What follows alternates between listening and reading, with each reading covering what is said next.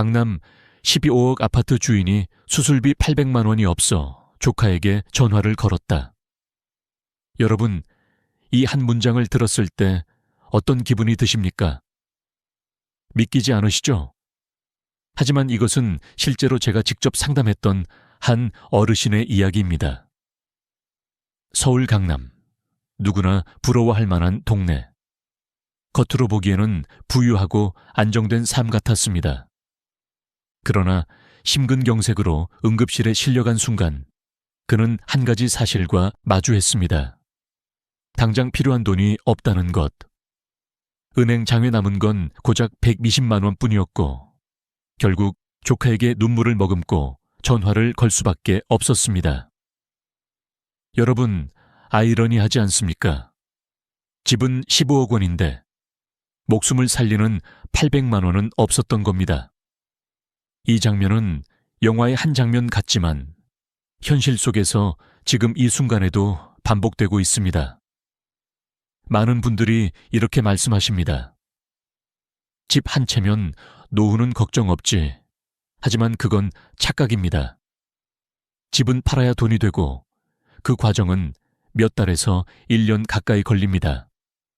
응급실 침대 위에서 제 집을 팔고 돈을 마련하겠습니다. 라고 말할 수 있을까요? 불가능합니다. 더구나 급하게 팔면 시세보다 훨씬 싸게 내놔야 합니다. 그 순간 집은 안전망이 아니라 족쇄가 됩니다. 그리고 이런 장면은 단지 의료비에서만 발생하는 게 아닙니다. 동탄에 69세 할아버지 6억 원짜리 아파트를 갖고 있었지만 손주들 생일날 20만 원의 용돈조차 줄 수 없었습니다. 지갑에 3만 원뿐, 카드 한도는 이미 초과. 결국 며느리 앞에서 다음에 줄게 라는 말을 해야 했습니다. 그 순간 그의 마음에 남은 건 씁쓸함과 체면의 상처뿐이었습니다. 여러분, 지금 우리가 보고 있는 건 자산과 현실 사이의 간극입니다. 겉으로는 부자처럼 보이지만 정작 삶을 지탱하는 현금은 부족합니다. 통계청 조사에 따르면 60대 이상 가구의 3집 중 1집이 적자 가구입니다. 집값은 오르지만 지갑은 텅 비어가는 현실. 이것이 바로 오늘 우리가 함께 다뤄야 할 주제입니다. 노후의 적은 가난이 아닙니다. 불안입니다. 병원비를 낼 수 있을까? 손주에게 체면을 구기지 않을까? 갑작스러운 사고에 대처할 수 있을까? 이 불안을 잠재우는 건 부동산 시세표가 아니라 바로 통장 속에서 당장 꺼낼 수 있는 현금입니다. 집은 숫자지만 평화는 현금입니다. 이것이 오늘 이야기의 시작입니다. 겉으로는 부유해 보이지만 정작 쓸 수 없는 자산, 그것이 바로 부동산입니다. 저는 수많은 상담을 통해 이 현실을 목격했습니다. 겉모습만 보면 넉넉해 보이지만 실제로는 지갑 속 현금이 비어있는 분들, 그 간극이 사람의 마음을 얼마나 흔들어 놓는지 직접 보았습니다. 얼마 전 한 70대 부부를 만났습니다. 서울 외곽에 시세 8억 원짜리 아파트를 갖고 계셨지요. 주변에서는 노후 걱정 없겠다고 부러워했습니다. 그런데 실제 생활은 어땠을까요? 남편은 은퇴 후 국민연금만으로 생활을 이어갔고 아내는 몇 년 전부터 고혈압과 당뇨로 매달 약값만 수십만 원이 들어갔습니다. 생활비는 빠듯했고 갑자기 냉장고가 고장 났을 때 수리비 50만 원조차 마련하지 못해 카드론을 써야 했습니다. 여러분, 집값은 숫자로는 크지만 그 돈이 당장 우리 삶을 지켜주지는 못합니다. 특히 나이가 들수록 지출은 예측 불가하게 커집니다. 의료비, 손주들 경조사비, 관리비와 공과금. 젊을 때는 대수롭지 않게 넘기던 금액이 노후에는 버겁게 다가옵니다. 더 큰 문제는 이런 상황이 우연이 아니라는 사실입니다. 통계청 가계금융복지조사에 따르면 60대 이상 가구의 1%가 적자 가구로 분류됩니다. 소득보다 지출이 많은 가정이 세 집 중 한 집이라는 뜻입니다. 집값은 올랐지만 실제로 손에 쥘 수 있는 돈은 부족한 겁니다. 저는 이 수치를 보며 다시 한번 깨달았습니다. 우리가 진짜 가져야 할 것은 부동산이 아니라 유동성이라는 것. 유동성, 즉 필요할 때 즉시 현금으로 바꿀 수 있는 능력이야말로 노후를 지켜주는 진짜 방패입니다. 하지만 부동산은 이 유동성이 극도로 낮습니다. 팔려면 시간이 걸리고 급하게 팔려면 손해를 감수해야 합니다. 그렇다면 왜 많은 사람들이 여전히 집에 집착할까요? 집은 눈에 보이는 자산이기 때문입니다. 집은 우리에게 안정감을 주는 상징이자 평생의 노력의 결실처럼 여겨집니다. 하지만 그 상징이 오히려 현실의 불안을 가리고 있는 건 아닌지 돌아봐야 합니다. 실제로 2022년 이후 수도권 아파트 거래량은 전년 대비 30%가량 줄었습니다. 집을 팔고 싶어도 사는 사람이 줄어든다는 얘기입니다. 장기적으로는 고령화와 인구 감소로 인해 수요가 더 줄어들 것이라는 한국은행 보고서도 있습니다. 집은 자산이지만 반드시 든든한 자산은 아닐 수 있다는 말입니다. 저는 여기서 한 가지 질문을 던지고 싶습니다. 내가 평생 모은 이 집이 정말 위기 순간에 나를 지켜줄까? 이 질문에 당당히 그렇다고 답할 수 없다면 우리는 다른 준비를 시작해야 합니다. 바로 당장 꺼내 쓸 수 있는 돈, 현금성 자산을 마련하는 것입니다. 여러분, 기억하십시오. 부동산은 보이지만 쓸 수 없을 때가 많습니다. 반대로 현금은 눈에는 잘 안 띄지만 필요할 때 언제든지 우리를 지켜줍니다. 부의 크기가 아니라 유동성의 크기가 노후의 평화를 결정합니다. 이 사실을 받아들이는 순간 우리의 시선은 달라집니다.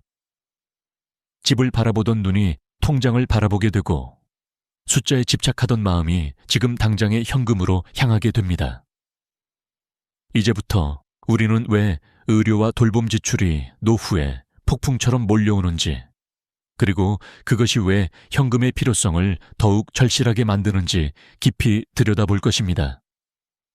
나이가 들수록 가장 무서운 파도는 바로 의료비와 돌봄 비용입니다. 65세를 전후로 건강은 눈에 띄게 변하고 그때부터 돈의 흐름도 바뀝니다. 건강보험심사평가원의 자료를 보면 70대의 연평균 의료비는 60대의 2, 3배, 80대는 무려 3, 할배까지 늘어납니다. 단순히 약값이나 진료비가 아니라 갑작스러운 수술, 장기적인 치료, 그리고 간병 비용까지 합쳐지면 매달 수백만 원이 빠져나갈 수 있습니다. 얼마 전 만난 한 72세 어르신은 뇌졸중으로 쓰러지셨습니다. 다행히 목숨은 건졌지만 문제는 그 다음이었습니다. 재활치료비만 한 달에 200만 원이 넘었고 보호자가 돌볼 수 없어 요양병원에 입원해야 했습니다. 요양병원 비용은 월 150만 원 이상. 한 번 쓰러진 순간부터 매달 300만 원 이상이 고정지출로 생겨난 것입니다. 그분은 한숨을 쉬며 이렇게 말씀하셨습니다. 집은 있는데 집이 대신 병원비를 내주지는 않더군요. 보건복지부 조사에 따르면 70대 이상 노인의 3분의 1이 일상생활에서 타인의 도움을 필요로 합니다. 이는 곧 간병비, 요양원비, 홈케어 서비스 비용이 필수적으로 발생한다는 뜻입니다. 더 무서운 건 이런 지출이 단발성이 아니라는 겁니다. 넘어져서 뼈가 부러지거나 만성질환이 심해지면 몇 년 동안 꾸준히 돈이 나갑니다. 한 번 시작되면 멈출 수 없는 파도 같은 것이죠. 그렇다면 이 상황에서 집은 얼마나 도움이 될까요? 아쉽게도 거의 도움이 되지 않습니다. 집은 팔아야 돈이 되지만 병원비는 내일 당장 납부해야 합니다. 주택연금이 있지 않냐고 묻는 분들도 있습니다. 하지만 주택연금 가입자의 실제 월 수령액은 평균 100만 원, 서울 기준으로도 150만 원 정도에 불과합니다. 이 금액으로는 병원비, 생활비, 관리비를 동시에 감당하기 어렵습니다. 게다가 주택연금은 목돈을 미리 뽑을 수도 없습니다. 응급 상황에서는 무력한 제도라는 뜻입니다. 저는 이 문제를 심리적 관점에서도 봅니다. 노년기에 접어들면 사람은 점점 더 손실 회피 성향이 강해집니다. 젊을 때는 실패해도 다시 일어나면 되지만 나이가 들면 재기가 어렵다는 불안이 커지기 때문입니다. 병원비 고지서를 받아들었을 때 통장에 여유가 있으면 마음이 놓입니다. 그러나 여유가 없으면 불안은 공포로 변합니다. 이제 나는 어떻게 해야 하지? 하는 절망이 밀려옵니다. 실제로 연구 결과에 따르면 노인은 젊은 세대보다 같은 금액의 손실을 두세 배 더 크게 느낀다고 합니다. 그래서 현금이 없으면 심리적 고통이 더 커지고 건강 회복에도 악영향을 줍니다. 돈은 단순히 비용이 아니라 마음의 안정제 역할을 하는 것입니다. 저는 여러 어르신들에게 이렇게 말합니다. 집이 마음을 지켜주지는 않습니다. 통장의 숫자가 마음을 지킵니다. 현금이 충분히 심어 있으면 병원에서 치료를 선택할 때도, 요양시설을 결정할 때도, 손주들 앞에서 웃을 때도 주저하지 않을 수 있습니다. 선택권이 넓어질수록 삶의 품위는 유지됩니다. 의료비와 돌봄 비용은 앞으로 더 늘어날 겁니다. 평균 수명이 길어질수록 그 지출도 길어지기 때문입니다. 그렇다면 해답은 분명합니다. 노후의 안전망은 자산의 크기가 아니라 현금의 버퍼를 얼마나 준비했느냐로 결정됩니다. 지금 우리가 준비하지 않으면 내일은 불안이 우리 삶을 집어삼킬 것입니다. 이제부터는 그 현금 버퍼를 어떻게 계산하고 구체적으로 얼마나 쌓아야 하는지를 말씀드리겠습니다. 단순한 이론이 아니라 누구나 따라할 수 있는 공식이 있습니다. 그 공식을 알게 되면 노후의 그림이 완전히 달라질 것입니다. 현금 버퍼를 얼마나 준비해야 할까요? 막연히 돈을 좀 모아두면 되겠지 라고 생각하면 절대 안 됩니다. 구체적인 기준이 있어야 불안이 줄어듭니다. 저는 상담할 때 늘 한 가지 공식을 말씀드립니다. 월 평균 생활비 X 14개월 플러스 의료비 예비자금 500만 원. 이것이 노후를 지켜주는 최소한의 안전장치입니다. 예를 들어 보겠습니다. 매달 생활비가 200만 원이라면 200만 원 X 24개월 equal sign for 800만 원.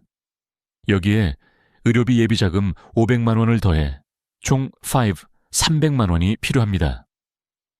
왜 하필 24개월이냐고 묻는 분들이 많습니다. 이유는 간단합니다. 심각한 질병이나 경제적 위기가 닥쳐도 2년은 버틸 수 있어야 집을 팔든 다른 대책을 마련하든 시간을 확보할 수 있기 때문입니다. 실제 사례를 들어보겠습니다. 70세 여성 A씨는 매달 생활비가 150만 원이었습니다. 이 공식을 적용하면 150만 원, X 24개월, equal sign 3, 600만 원. 여기에 500만 원을 더해 총 100만 원이 필요합니다. 또 다른 B씨는 생활비가 250만 원이었는데 계산해보니 500만 원이 필요했습니다. 처음엔 이 금액이 너무 크다고 놀라셨지만 곧 깨달았습니다. 이 정도는 있어야 안심하고 살 수 있다는 것을 말이죠.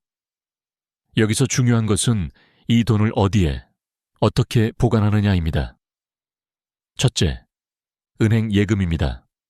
보통예금, 자유적금, 그리고 중도 해지가 가능한 정기예금이 가장 기본입니다. 둘째, CMA 계좌입니다. 증권사에서 운영하는 종합자산관리 계좌인데 수시 입출금이 가능하고 이자율도 예금보다 높습니다. 다만 예금자 보호 한도가 5천만 원이라는 점은 기억해야 합니다. 셋째, MMF 머니마켓 펀드입니다. 당이 금융상품에 투자해서 안정적이고 수익률도 나쁘지 않지만 원금 보장은 되지 않으니 전체 자산의 20% 이하만 배분하는 게 좋습니다. 넷째, 6개월 이내 만기 정기예금입니다. 짧은 기간이라 급할 때 중도 해지도 가능하고 만기까지 두어도 부담이 없습니다. 저는 또 한 가지를 늘 강조합니다. 예금자 보호제도를 반드시 고려하라는 것입니다. 금융기관당 5천만 원까지만 보호되므로 예를 들어 1억을 맡긴다면 A은행 5천만 원, B은행 5천만 원으로 나누어야 안전합니다. 한 곳에 몰아두면 만에 하나 문제가 생겼을 때 돌이킬 수 없는 손실이 발생할 수 있습니다. 또 한 가지 유용한 방법은 사다리식 예금입니다.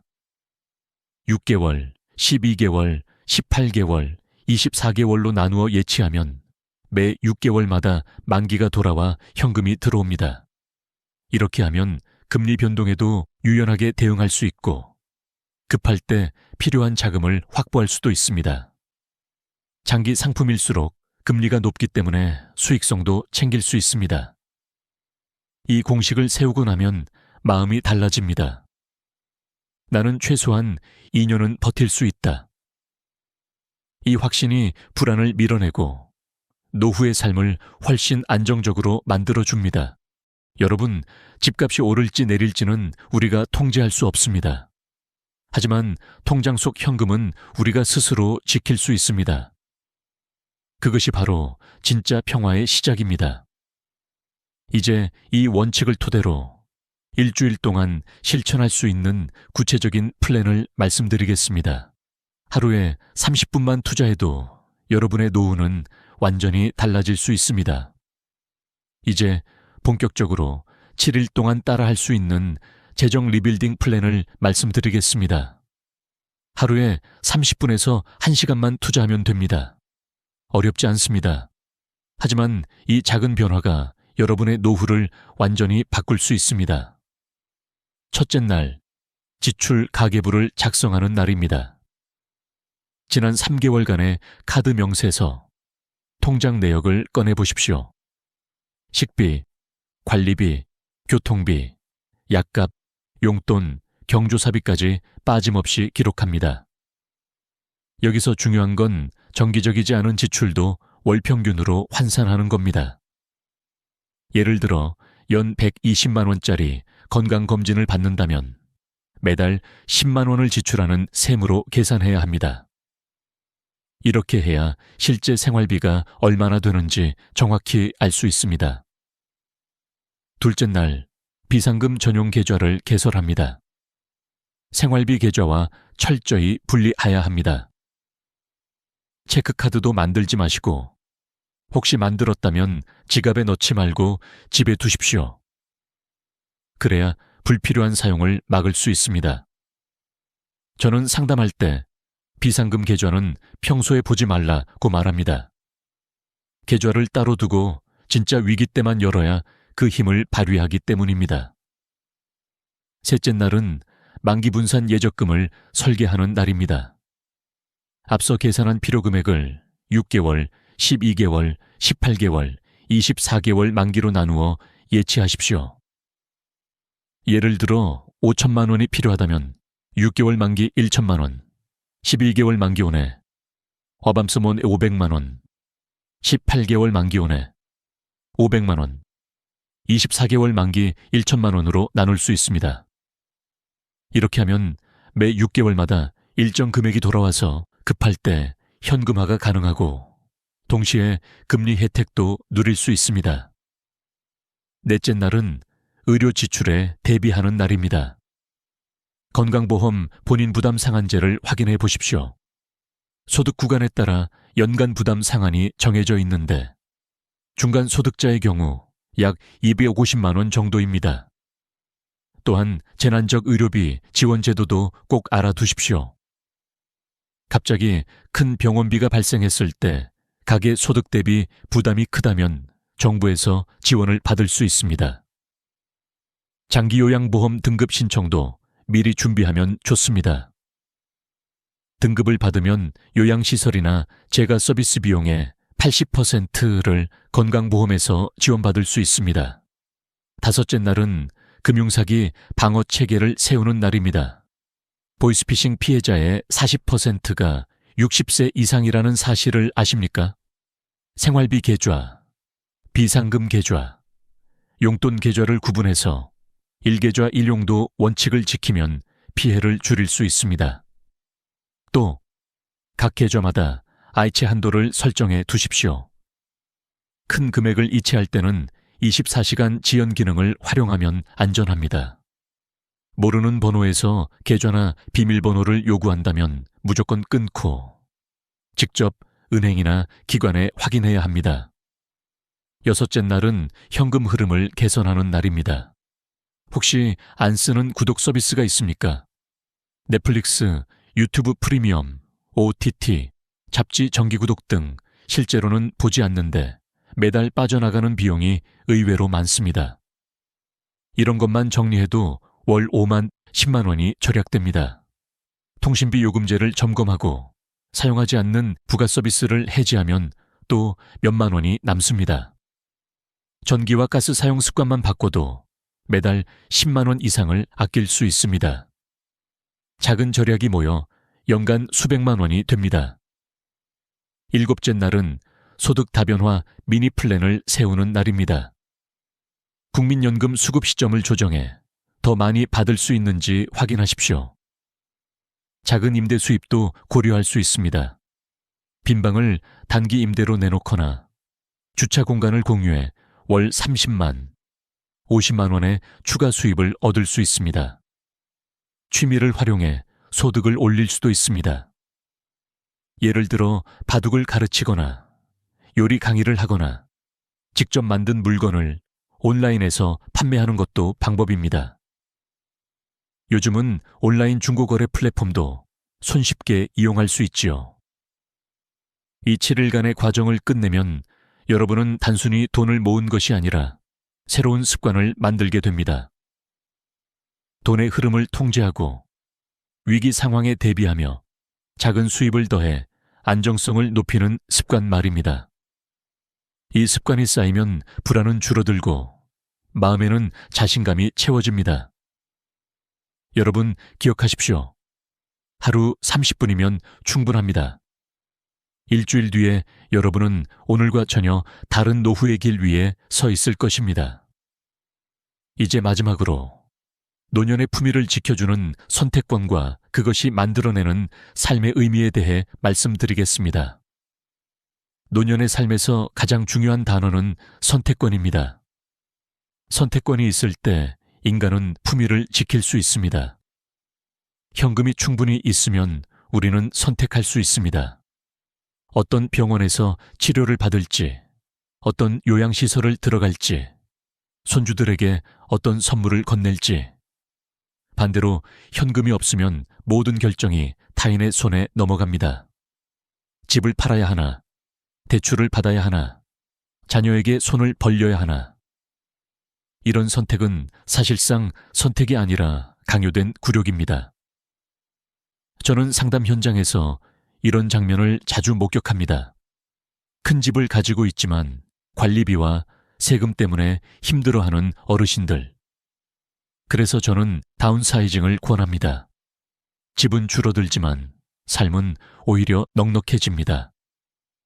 관리비도 줄고 세금도 줄고 여유 현금은 늘어나니까요.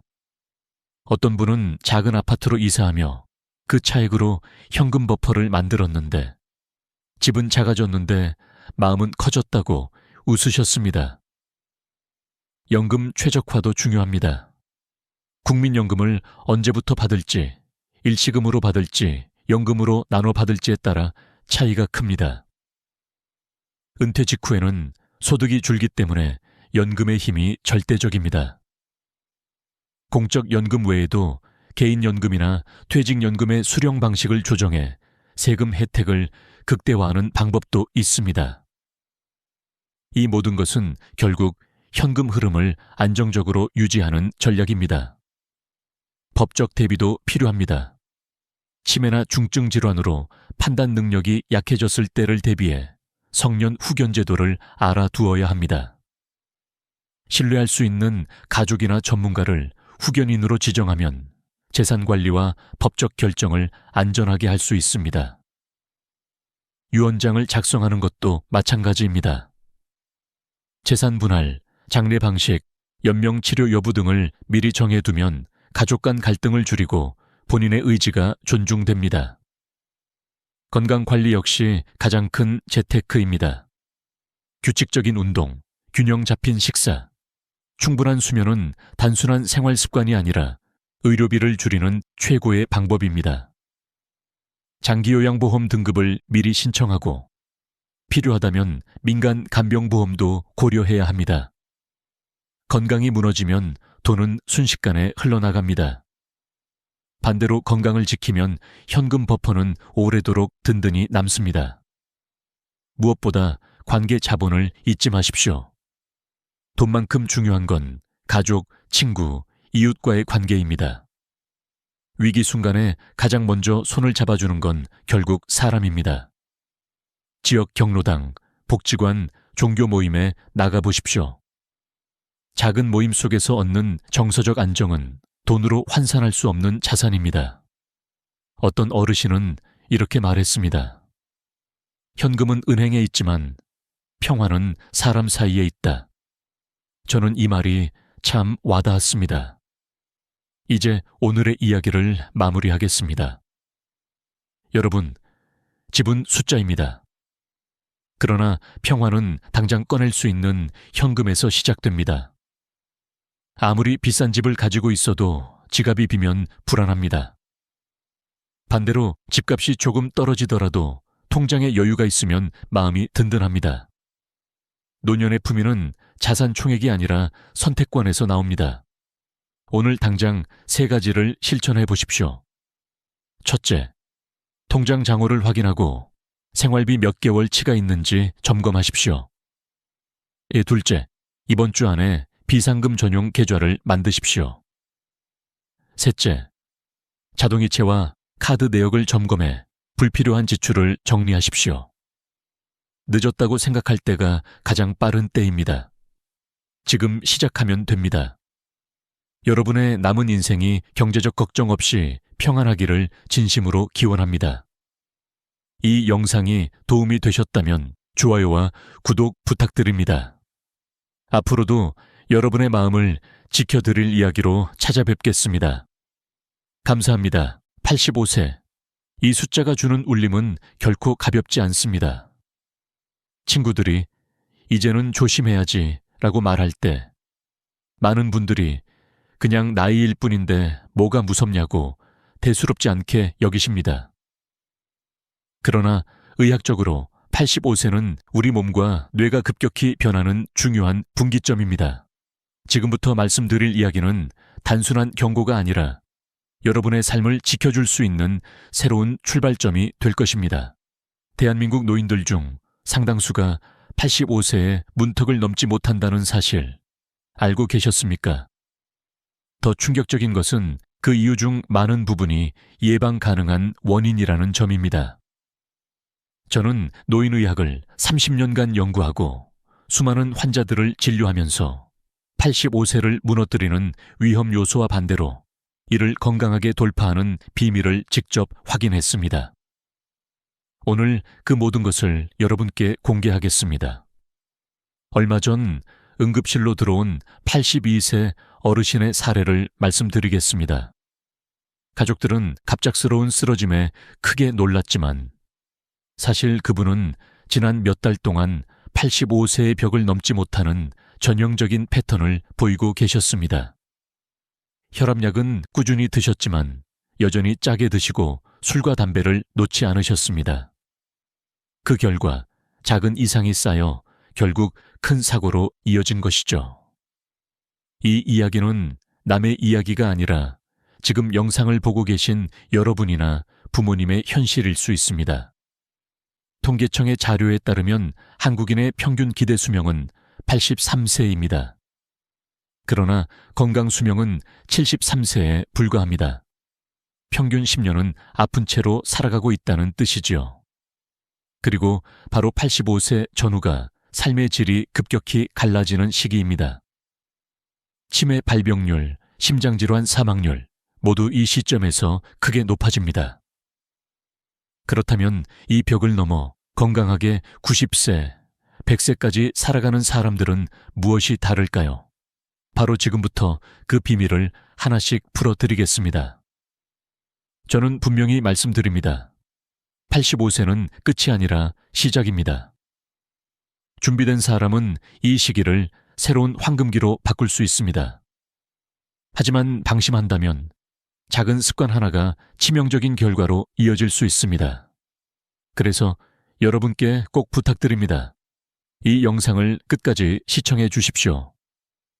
단순한 정보가 아니라 여러분의 남은 삶을 바꾸는 실행 전략이 담겨 있습니다. 그리고 지금 구독 버튼과 좋아요 버튼을 눌러 주십시오. 여러분의 작은 클릭 하나가 부모님의 건강을 지키고 더 많은 어르신들께 희망을 전하는 힘이 됩니다. 앞으로도 저는 의사로서의 경험과 최신 의학 연구를 토대로 50대부터 80대까지 반드시 알아야 할 건강 비밀들을 계속 전해 드릴 것입니다. 이 귀중한 지식을 놓치지 않으시려면 꼭 구독해 주시고 알림 설정도 해 두세요. 이제 다음 단계로 넘어가겠습니다. 왜 많은 분들이 85세를 넘지 못하는가? 그리고 어떤 4가지 위험 요소가 생명을 위협하는가? 지금부터 본격적으로 공개하겠습니다.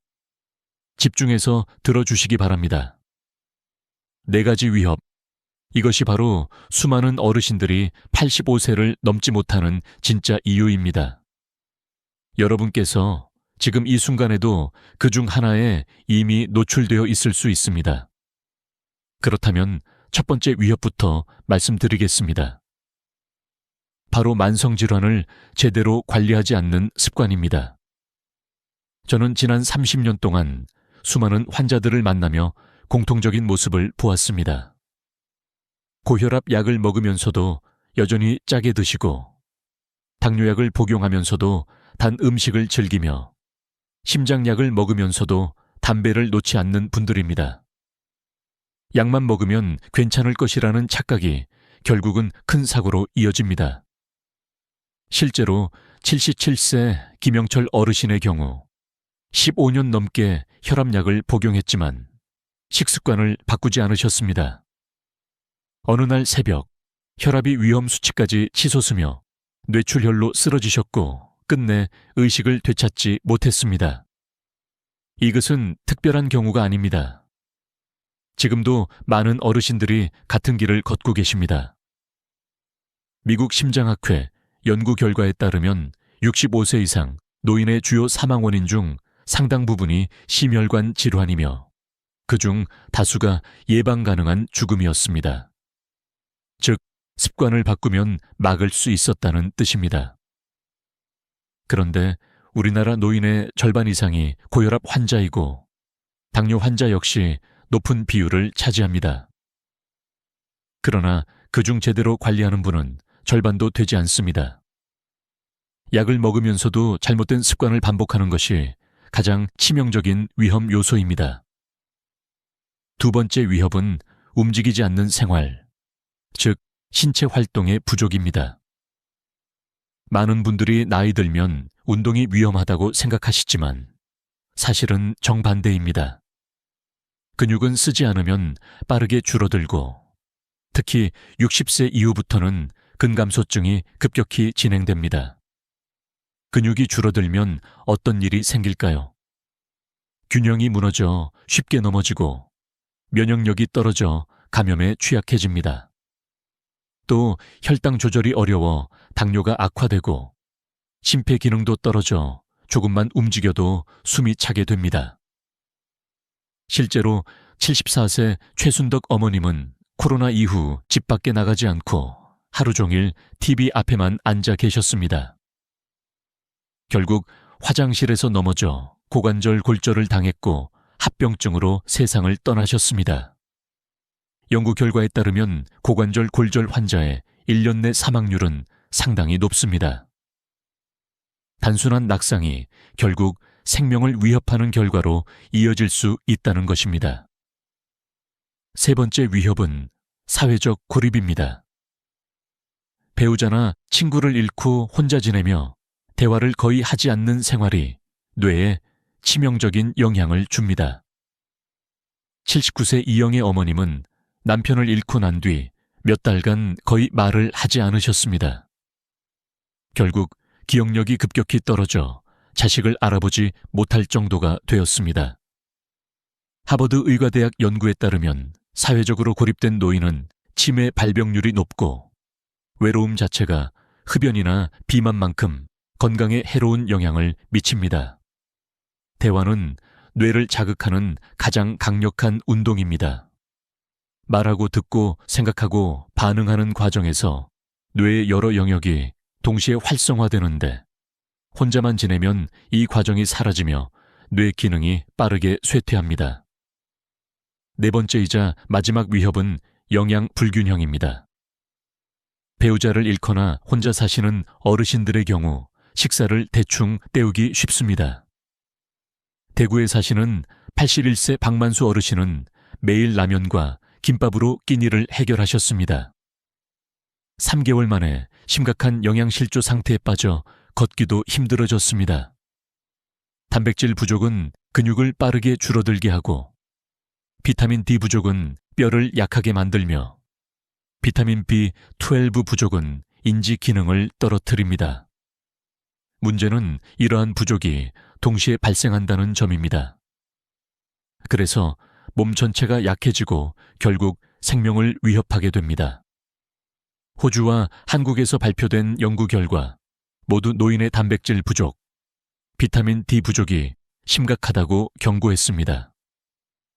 그런데도 많은 분들이 나이 들면 많이 먹으면 안 된다 라는 오해를 가지고 있습니다. 문제는 양이 아니라 무엇을 먹느냐입니다. 올바른 영양 섭취만으로도 건강을 지키고 회복할 수 있습니다. 이 네 가지 위협, 만성질환 관리 소홀, 움직이지 않는 생활, 사회적 고립, 영양 불균형, 이 바로 85세의 벽을 무너뜨리는 주범입니다. 하지만 여기서 절망할 필요는 없습니다. 왜냐하면 이 위험을 이겨내고 90세, 100세까지 건강하게 사시는 분들에게는 반드시 공통된 비밀이 있기 때문입니다. 바로 지금부터 그 5가지 건강의 비밀을 공개하겠습니다.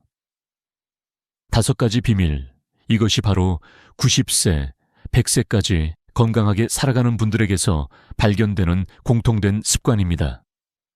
놀라운 것은 이 비밀들이 결코 거창하거나 특별한 것이 아니라는 점입니다. 누구나 당장 오늘부터 시작할 수 있는 아주 단순한 생활 방식이지만 꾸준히 지키는 분들만이 긴 세월을 활기차게 살아갑니다. 지금부터 하나씩 풀어보겠습니다. 첫 번째 비밀은 햇볕을 쬐며 매일 걷는 습관입니다. 서울에 사시는 94세 김봉순 어머님은 지금도 아침마다 한강 공원을 걷는 것으로 하루를 시작하십니다. 비가 오면 실내 복도에서, 눈이 오면 아파트 계단을 오르내리며 절대 멈추지 않으셨습니다. 그 결과 병원에서 검사한 신체 나이는 실제보다 훨씬 젊게 나왔습니다. 일본 오키나와 장수마을 연구에서도 100세 이상 장수인의 대부분이 매일 일정 시간 햇볕을 쬐며 걷는 공통점을 가지고 있었습니다. 햇볕은 비타민 D를 합성해 뼈를 튼튼하게 하고 세로토닌을 분비해 기분을 좋게 하며 멜라토닌 분비를 조절해 깊은 잠을 돕습니다. 걷기는 심장을 튼튼하게 하고 혈액순환을 원활하게 하며 근육과 뼈를 유지하는 최고의 운동입니다. 두 번째 비밀은 적게 먹도해 단백질은 반드시 챙기는 식사입니다. 92세 박정우 어르신은 3끼를 규칙적으로 드시되 양은 줄였지만 매 끼니마다 단백질을 꼭 포함시키셨습니다. 아침에는 달걀과 우유, 점심에는 생선과 두부, 저녁에는 닭가슴살과 콩나물 무침을 드셨습니다. 그 결과 근육량과 골밀도가 또래 평균보다 훨씬 높게 유지되었고 혈관 건강도 매우 양호했습니다. 캐나다 연구팀의 조사에 따르면 65세 이후 충분한 단백질을 섭취한 그룹이 그렇지 않은 그룹보다 근육량을 더 잘 유지하며 건강 상태도 훨씬 좋았습니다. 나이가 들수록 많이 먹는 것이 문제가 아니라 영양의 균형이 핵심입니다. 몸무게 1kg당 하루 1.2 tilde 1. 5개의 단백질이 필요하며 달걀, 두부 생선만으로도 충분히 채울 수 있습니다. 세 번째 비밀은 하루 여러 명과 대화하는 습관입니다. 부산의 89세 신영자 어머님은 아침에는 시장에서 상인들과 이야기하고 오후에는 경로당 친구들과 어울리며 저녁에는 자녀와 통화하십니다. 그 결과 기억력이 또래보다 훨씬 좋고 머리도 맑으십니다. 스위스 대학의 연구에 따르면 75세 이상 노인 중 대화를 활발히 나누는 그룹은 치매 발병률이 현저히 낮았습니다. 대화는 뇌를 가장 강하게 자극하는 운동입니다. 말하려면 생각해야 하고 듣기 위해 집중해야 하며 대답하기 위해 판단해야 합니다. 이 과정에서 뇌의 여러 부위가 동시에 활성화되며 뇌 건강을 지켜줍니다. 네 번째 비밀은 정기검진과 예방의학입니다. 제주도의 88세 오창수 어르신은 매년 건강검진을 절대 빠뜨리지 않고 작은 이상이 생기면 곧바로 병원을 찾습니다. 덕분에 여러 차례의 건강 문제를 조기에 발견해 큰 병으로 발전하기 전에 치료할 수 있었습니다. 미국의 장기 추적 연구에서도 정기검진을 꾸준히 받는 노인이 그렇지 않은 노인보다 건강하게 오래 사는 비율이 높았습니다. 중요한 것은 약을 임의로 끊지 않고 의사와 꾸준히 상의하는 것입니다. 영국의 연구 결과 약을 마음대로 끊은 노인은 응급실 입원율이 훨씬 높았습니다. 병 자체가 약의 부작용보다 훨씬 위험하다는 사실을 잊지 마셔야 합니다. 다섯 번째 비밀은 깊은 잠과 마음의 평안입니다. 광주의 91세 한순덕 어머님은 매일 일정한 시간에 주무시고 일정한 시간에 일어나십니다. 화가 나는 일이 있어도 절대 다음 날로 넘기지 않고 감사한 일을 떠올리며 잠자리에 드십니다. 그 결과 스트레스 수치가 낮고 염증 수치도 젊은 사람 수준을 유지했습니다. 덴마크 대학 연구에서도 충분한 수면을 취한 노인의 치매 발병률이 부족한 노인보다 낮고 심장병 위험도 줄어드는 것으로 나타났습니다. 수면은 뇌의 노폐물을 제거하고 손상된 세포를 회복시키는 시간입니다. 특히 깊은 잠을 잘 때 분비되는 성장 호르몬은 근육과 면역력을 유지하는 데 핵심적인 역할을 합니다. 그리고 제가 강조하고 싶은 마지막 보너스 비밀이 하나 있습니다. 그것은 바로 감사하는 마음입니다. 미국 스탠포드 뇌과학 연구소 조사에 따르면 매일 밤 감사의 마음을 떠올린 노인은 뇌 건강이 훨씬 좋고 치매 발병률도 낮았습니다. 마음의 태도가 실제로 뇌세포를 지키는 힘이 되는 것입니다. 지금까지 5가지 건강의 비밀을 살펴봤습니다. 이 비밀들은 어렵거나 비싼 것이 아닙니다. 오늘 당장 햇볕을 조금 더 쬐고 단백질을 한 숟가락 더 챙기며 이웃과 대화를 나누고 검진 일정을 확인하고 잠자리에 들기 전 감사한 마음을 떠올리면 됩니다. 작은 실천이 쌓여 85세의 벽을 넘는 기적을 만들어냅니다. 이제 실제 사례와 수많은 연구 데이터를 통해 이 비밀들이 어떻게 사람들의 인생을 바꿨는지 살펴보겠습니다. 실제 이야기와 수치, 이것이 바로 여러분께 신뢰를 주는 증거입니다. 단순히 원칙만 이야기한다면 좋은 말이겠지 하고 흘려버릴 수 있습니다. 하지만 실제로 살아있는 사례와 과학적 데이터가 함께할 때 그 메시지는 마음속 깊이 다가옵니다. 먼저 울산에 사시는 76세 김명자 어머님의 사례를 말씀드리겠습니다. 1년 전 응급실에 실려 오셨을 때만 해도 상태가 매우 위중했습니다. 혈압은 위험 수준까지 치솟아 있었고 당뇨 수치도 높았으며 체중도 많이 빠져 기력이 거의 없는 상태였습니다. 의료진은 앞으로의 시간이 염려된다고 말할 정도였죠. 그러나 아드님이 포기하지 않고 제가 말씀드린 5가지 비밀을 철저히 실천하게 도왔습니다. 처음 2달은 눈에 띄는 변화가 없었지만 3달째부터 어머님은 스스로 복도를 걸을 수 있게 되었습니다. 6달이 지나자 체중이 정상으로 회복되고 혈압과 당뇨 수치도 안정되었으며 표정은 활기찬 모습으로 바뀌었습니다. 담당 의사는 이런 극적인 회복은 보기 드문 일이라며 놀라워했습니다. 이 이야기는 단순한 기적이 아니라 누구나 실천할 수 있는 변화를 보여줍니다. 이제 데이터를 살펴보겠습니다. 세계보건기구 WHO의 보고에 따르면 65세 이상 노인의 사망 원인 중 약 40%가 생활 습관의 변화로 충분히 예방할 수 있는 질환에서 비롯됩니다.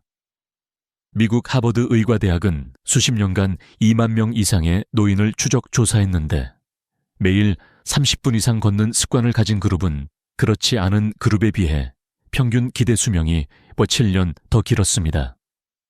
영국 옥스퍼드 대학 연구에서는 고혈압 약을 꾸준히 복용한 노인의 뇌졸중 발생률이 약을 중단한 노인보다 60% 이상 낮게 나타났습니다. 또 하나 주목할 연구는 일본 오키나와 장수촌 조사입니다. 이 지역 100세 이상 어르신들의 식사 패턴을 분석한 결과 하루 전체 칼로리는 적었지만 단백질과 신선한 채소 섭취가 풍부했습니다. 그들은 소식 샤오시 하면서도 균형 잡힌 영양을 챙겼고 매일 햇볕을 쬐며 걷는 습관을 꾸준히 지켰습니다. 놀라운 것은 이들의 치매 발병률이 일본 다른 지역보다 현저히 낮았다는 사실입니다. 현장에서 느낀 또 하나의 강렬한 사례를 들려드리겠습니다. 인천에 사시는 79세 이영애 어머님은 남편을 잃고 난 뒤 거의 대화를 하지 않고 지내셨습니다. 처음 몇 달은 괜찮아 보였지만 시간이 지날수록 기억이 흐려지고 자식을 잘 알아보지 못하는 상황까지 갔습니다. 검사 결과 치매 초기 단계로 진단되었습니다. 그러나 사회복지관 프로그램에 꾸준히 참여하면서 상황이 달라졌습니다. 하루에도 여러 번 사람들과 대화하고 새로운 활동을 접하면서 뇌가 자극을 받자 기억력 저하가 크게 늦춰졌습니다. 이처럼 뇌는 나이가 들어도 훈련과 자극에 따라 반응합니다. 또 다른 중요한 사례는 대구의 81세 박만수 어르신입니다. 부인을 먼저 떠나보내고 혼자 식사를 해결해야 했던 그는 매일 라면과 김밥만 드셨습니다. 단 3개월 만에 영양실조에 빠져 걷기도 힘들고 어지럼증에 시달리게 되었지요. 병원 검사 결과 혈중 단백질 수치가 정상보다 훨씬 낮게 나타났습니다. 다행히 가족의 도움으로 단백질과 비타민을 충분히 섭취하는 식단으로 바꾼 후 2달 만에 기력을 되찾을 수 있었습니다. 이 이야기는 영양 불균형이 얼마나 빠르게 건강을 위협할 수 있는지 보여주는 사례입니다. 의학적 근거도 분명합니다. 호주 시드니 대학의 연구에 따르면 65세 이상 노인 중 단백질 섭취가 부족한 그룹은 충분히 섭취한 그룹보다 낙상과 골절 발생률이 2배 이상 높았습니다. 또 스위스 제네바 대학 연구에서는 사회적 고립 상태에 있는 노인의 사망률이 활발히 교류하는 노인보다 30% 이상 높게 나타났습니다. 이는 외로움과 고립이 단순한 감정 문제가 아니라 실제 생존과 직결된다는 사실을 보여줍니다. 여러분, 여기서 얻을 수 있는 교훈은 분명합니다. 단순히 운이 좋다, 체질이 좋다라는 말로 장수를 설명할 수 없습니다. 장수하신 분들에게는 반드시 공통된 습관과 선택이 있었고 그 습관이 몸과 뇌를 지켜주었습니다. 반대로 같은 나이라도 준비하지 못한 분들은 작은 습관의 차이가 생과 사를 가르는 결과를 만들었습니다. 이제 우리는 여기서 멈추지 말아야 합니다. 데이터를 통해 확인했으니 이제는 그것을 삶의 지혜로 바꾸어야 합니다. 곧 이어서 말씀드릴 부분은 이 모든 사례와 연구가 우리에게 어떤 교훈을 주는지, 그리고 나이를 막론하고 지금 당장 실천할 수 있는 삶의 지혜는 무엇인지에 대한 이야기입니다. 삶의 교훈. 이것은 단순히 지식이 아니라 인생 전체를 관통하는 메시지입니다. 지금까지 보신 사례와 연구 결과들은 결국 한 가지 진실을 말합니다. 나이는 숫자일 뿐이고 준비와 선택이 우리의 삶을 바꾼다는 것입니다. 그렇다면 구체적으로 어떤 교훈을 얻을 수 있을까요? 첫째, 늦어도 괜찮다는 사실입니다. 이제 80인데 무슨 운동이야, 무슨 새로운 습관이야 라고 생각하실 수 있습니다. 그러나 실제 연구는 반대의 결과를 보여줍니다. 캐나다 토론토 대학 연구팀은 80세 이후 운동을 시작한 노인도 몇 달 만에 근육량이 증가하고 면역력이 강화된다는 사실을 밝혔습니다. 또 미국 노스캐롤라이나 대학 조사에 따르면 85세에 금연한 노인도 폐 기능이 개선되고 호흡 곤란이 줄었습니다. 몸은 우리가 생각하는 것보다 훨씬 더 강한 회복력을 가지고 있습니다. 따라서 이미 늦었다라는 생각 자체가 가장 위험한 적입니다. 둘째, 작은 습관이 큰 결과를 만든다는 교훈입니다. 아침에 창문을 열고 햇볕을 조금 더 쬐는 것, 달걀 하나를 더 챙겨 먹는 것, 저녁에 자녀와 몇 마디 더 대화하는 것. 이런 작은 행동이 쌓여서 건강과 수명을 바꿉니다. 실제로 오키나와 장수마을 노인들은 매일 소박한 산책, 소박한 식사, 소박한 대화로 100세를 넘었습니다. 그들은 특별한 비법을 가진 게 아니라 작은 습관을 꾸준히 이어왔다는 점이 공통적입니다. 셋째, 고립은 병보다 위험하다는 것입니다. 사람들은 흔히 고혈압이나 당뇨 같은 질환만을 두려워합니다. 하지만 사회적 고립, 외로움은 그 어떤 질병 못지않게 치명적입니다. 하버드 연구에 따르면 외로움은 흡연이나 비만과 맞먹는 위험 요소로 수명을 단축시킵니다. 뇌는 대화와 교류를 통해 살아 움직입니다. 따라서 혼자 지내는 분일수록 의도적으로 대화의 기회를 만들어야 합니다. 복지관, 경로당, 종교 모임, 심지어 동네 슈퍼마켓에서의 짧은 인사조차 뇌를 자극하는 소중한 기회가 됩니다. 넷째, 예방이 치료보다 강하다는 사실입니다. 정기 검진을 게을리하지 않고 작은 증상도 놓치지 않는 태도가 장수의 핵심입니다. 제 환자 중 한 분은 매년 건강검진을 빠짐없이 받다가 혈액 수치에서 작은 이상을 발견했고 덕분에 초기 단계에서 암을 치료할 수 있었습니다. 만약 검진을 미뤘더라면 결과는 전혀 달랐을 겁니다. 이것이 바로 조기 발견이 생명을 살린다라는 진실입니다. 다섯째, 마음의 평안이 몸을 살린다는 교훈입니다. 분노와 스트레스는 혈압을 올리고 면역력을 떨어뜨리며 만성 염증을 유발해 각종 질병의 위험을 높입니다. 반대로 감사하는 마음은 뇌세포를 보호하고 스트레스 호르몬 수치를 낮춥니다. 실제로 스탠포드 뇌과학 연구팀은 매일 감사일기를 쓰는 노인들의 뇌 MRI를 분석했을 때 뇌의 특정 영역이 건강하게 유지된다는 사실을 밝혔습니다. 결국 마음가짐이 단순한 정신 문제가 아니라 신체 건강과 직결된다는 뜻입니다.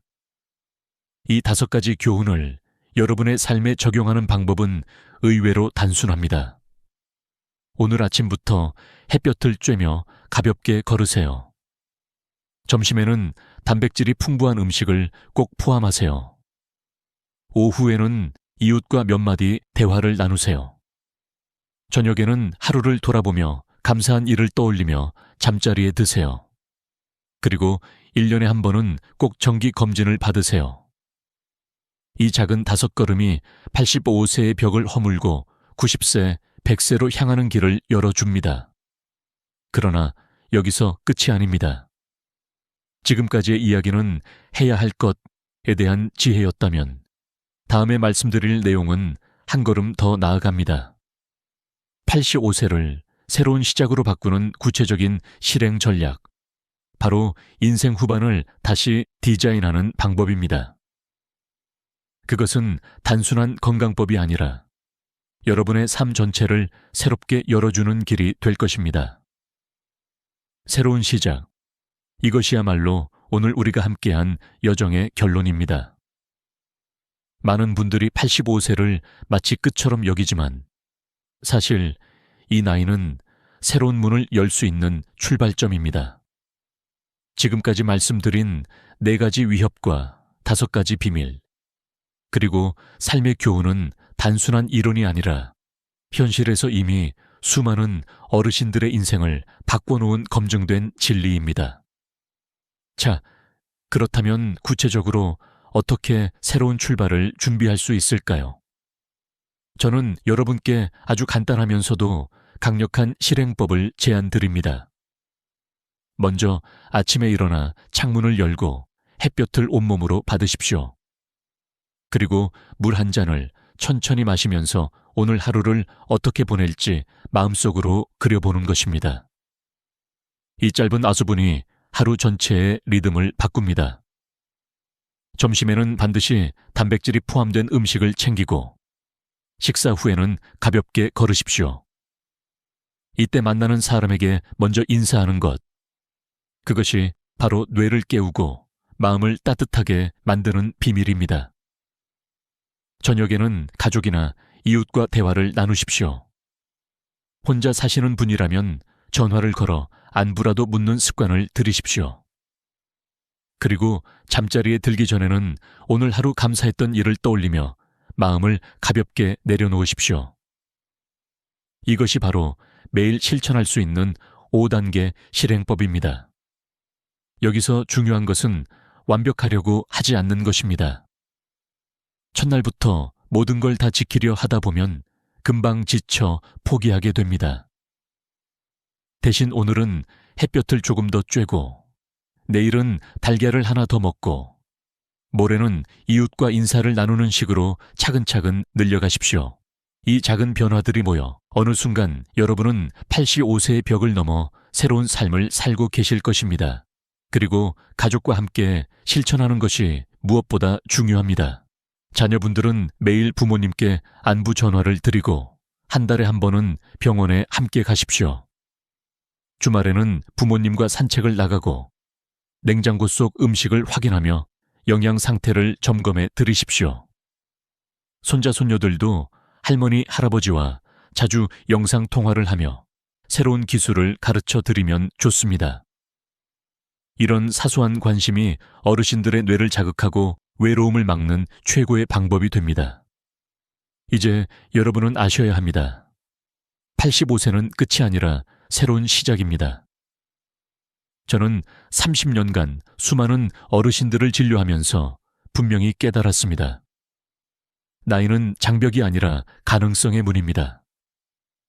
80세 등산을 시작해 90세까지 산을 오른 분, 85세 컴퓨터를 배워 손자와 영상통화를 즐기는 분, 75세에 혼자 여행을 다니며 새로운 취미를 찾은 분, 이분들은 나이를 핑계 삼지 않고 작은 한 걸음을 내디딘 용기 있는 분들이었습니다. 여러분, 지금 이 순간이 바로 새로운 시작입니다. 완벽하지 않아도 괜찮습니다. 중요한 것은 포기하지 않고 계속 이어가는 것입니다. 오늘이 힘들면 내일 다시 시도하면 됩니다. 그렇게 이어진 작은 발걸음이 결국 90세, 100세를 향한 건강한 황금길을 열어줄 것입니다.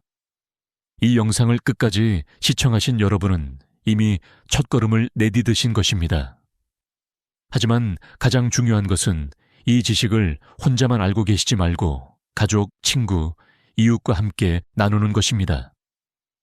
함께할 때 성공할 확률은 훨씬 더 높아집니다.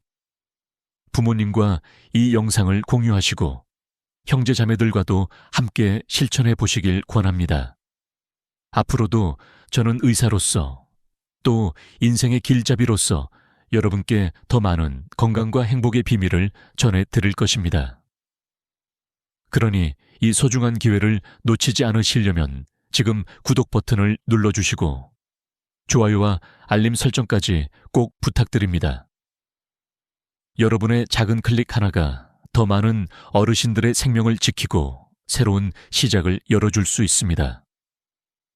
저는 여러분 모두가 85세의 벽을 넘어 건강하고 행복한 100세 인생을 맞이하시기를 진심으로 기원합니다. 지금까지 노인의학 전문의 김명수였습니다. 감사합니다. 토요일 오후 응급실 문이 갑자기 열렸습니다. 들것 위에는 70대 후반의 한 할아버지가 실려 들어왔습니다. 얼굴은 창백했고 숨소리는 거칠고 심전도 화면에는 경고음이 연이어 울리고 있었습니다. 저는 순간 심장이 철렁 내려앉았습니다. 45년 동안 심장 전문의로 수많은 환자를 만났지만 매번 이런 장면은 익숙해지지 않습니다. 옆에서 울먹이며 선생님, 저희 할아버지는 평생 몸에 좋다는 것만 챙겨 드셨는데 왜 이런 일이 생겼을까요? 라고 묻는 가족의 목소리는 더욱 뼈아프게 다가왔습니다. 검사 결과는 충격적이었습니다. 심장 혈관 세 곳이 80% 이상 막혀 있었고 콜레스테롤 수치와 혈당은 정상의 2~3배였습니다. 문제는 담배도 피우지 않고 술도 거의 마시지 않았던 분이라는 사실이었습니다. 그분의 습관은 단 하나, 매일같이 힘이 난다는 말을 믿고 고기를 드신 것이었습니다. 이 순간 저는 다시 한번 깨달았습니다. 우리가 좋다고 믿고 먹는 것들이 오히려 가장 큰 독이 될 수 있다는 것을요. 사실 이 장면은 결코 특별한 이야기가 아닙니다. 지난 한 해 동안 저와 같은 의사들이 매일같이 이런 환자들을 만나고 있습니다. 통계에 따르면 60세 이상 한국인 10명 중 9명은 매일 특정한 형태의 고기를 먹습니다. 문제는 이 고기들이 해마다 12만 명을 응급실로 데려온다는 사실입니다. 숫자는 냉정합니다. 하지만 숫자 뒤에는 분명한 이유와 사연이 숨어 있습니다. 저는 의사이기 전에 아버지이자 할아버지입니다. 제 환자분들이 제 가족과 같은 연세의 분들이기에 그분들이 쓰러지는 모습을 볼 때마다 제 마음은 찢어집니다. 특히나 저는 건강에 좋다고 해서 먹었는데 왜 이렇게 된 거죠? 라는 질문 앞에서는 저조차도 쉽게 대답하기 어렵습니다. 하지만 진실은 반드시 말해야 합니다. 그래야 더 많은 사람들이 같은 길을 가지 않을 수 있기 때문입니다.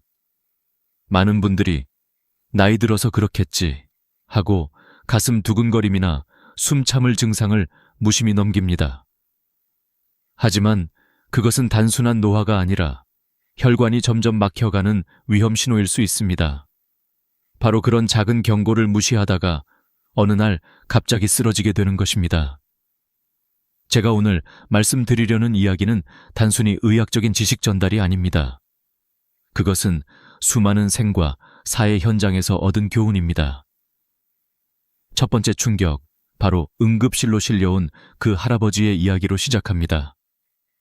그분은 늘 손주들과 삼겹살을 구워 먹으며 행복한 시간을 보내셨습니다.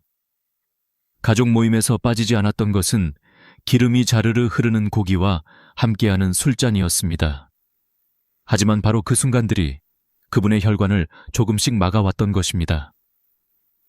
기름기 많은 고기와 술의 조합은 간을 무너뜨리고 처리되지 못한 지방은 혈관을 기름때처럼 막아버렸습니다.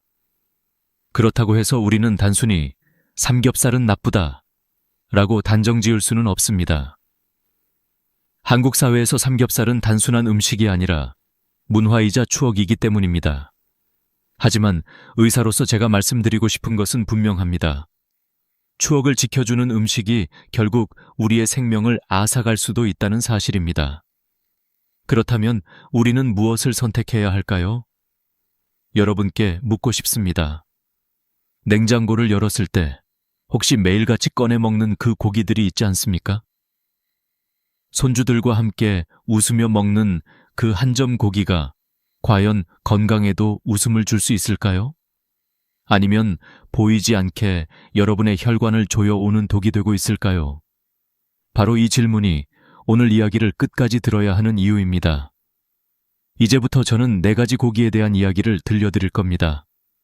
여러분이 자주 드시는 바로 그 고기들, 평생 몸에 좋다고 믿었던 음식들이 사실은 독이 될 수 있다는 충격적인 사실을요.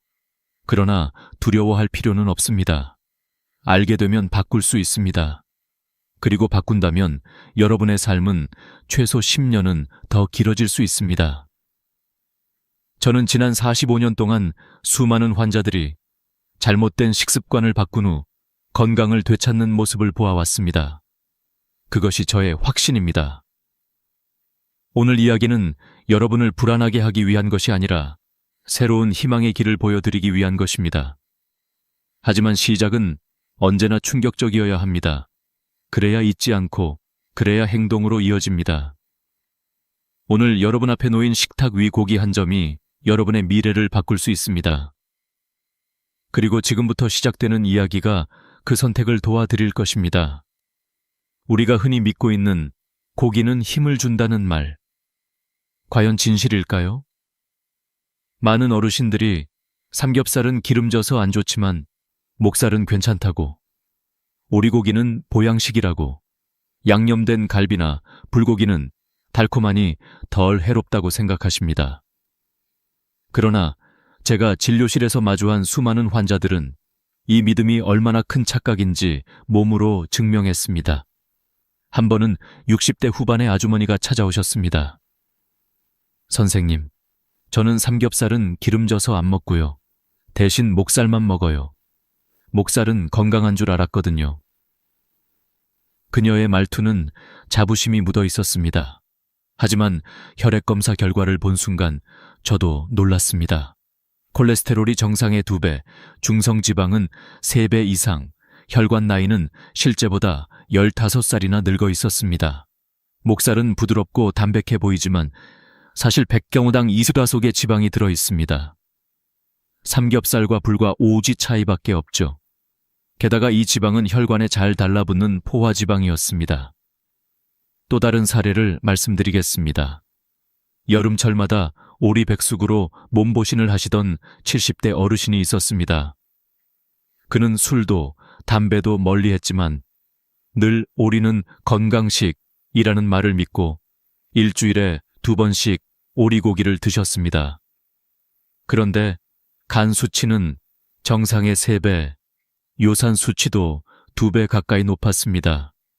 신장 기능은 60%까지 떨어져 있었죠. 이유는 간단합니다. 오리고기에는 퓨린이라는 물질이 많아 요산을 높이고 결국 통풍과 신장 질환을 불러오기 때문입니다. 우리가 몸보신한다고 먹은 것이 오히려 몸을 무너뜨린 셈입니다. 더 큰 착각은 양념된 고기입니다. 기름진 고기는 피하고 대신 불고기나 양념 갈비만 먹는다는 분들을 자주 뵙습니다. 하지만 그 속에는 설탕, 물엿, 나트륨이 잔뜩 들어 있습니다. 갈비 1인분에는 설탕 3큰술, 콜라 1캔과 맞먹는 양이 들어 있습니다. 당뇨병 환자분들이 왜 계속 늘어나는지 그 이유를 설명하지 않아도 아실 겁니다. 게다가 양념이 불에 탈 때 나오는 연기 속에는 암을 일으키는 물질까지 포함되어 있습니다. 이렇게 하나씩 들여다보면 우리가 덜 나쁘다고 믿는 고기들이 사실은 더 위험할 수 있습니다. 왜냐하면 경계심이 풀리기 때문입니다. 삼겹살은 기름져서 경계하지만 목살은 괜찮다고 자주 먹습니다. 오리는 보양식이라 믿고 안심합니다.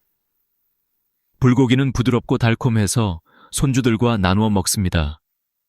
그러나 바로 그 방심이 혈관을 막고 신장을 망가뜨리고 혈당을 폭발시키는 것입니다. 저는 여기서 한 가지 더 말씀드리고 싶습니다. 음식은 단순히 맛으로만 평가할 수 없습니다.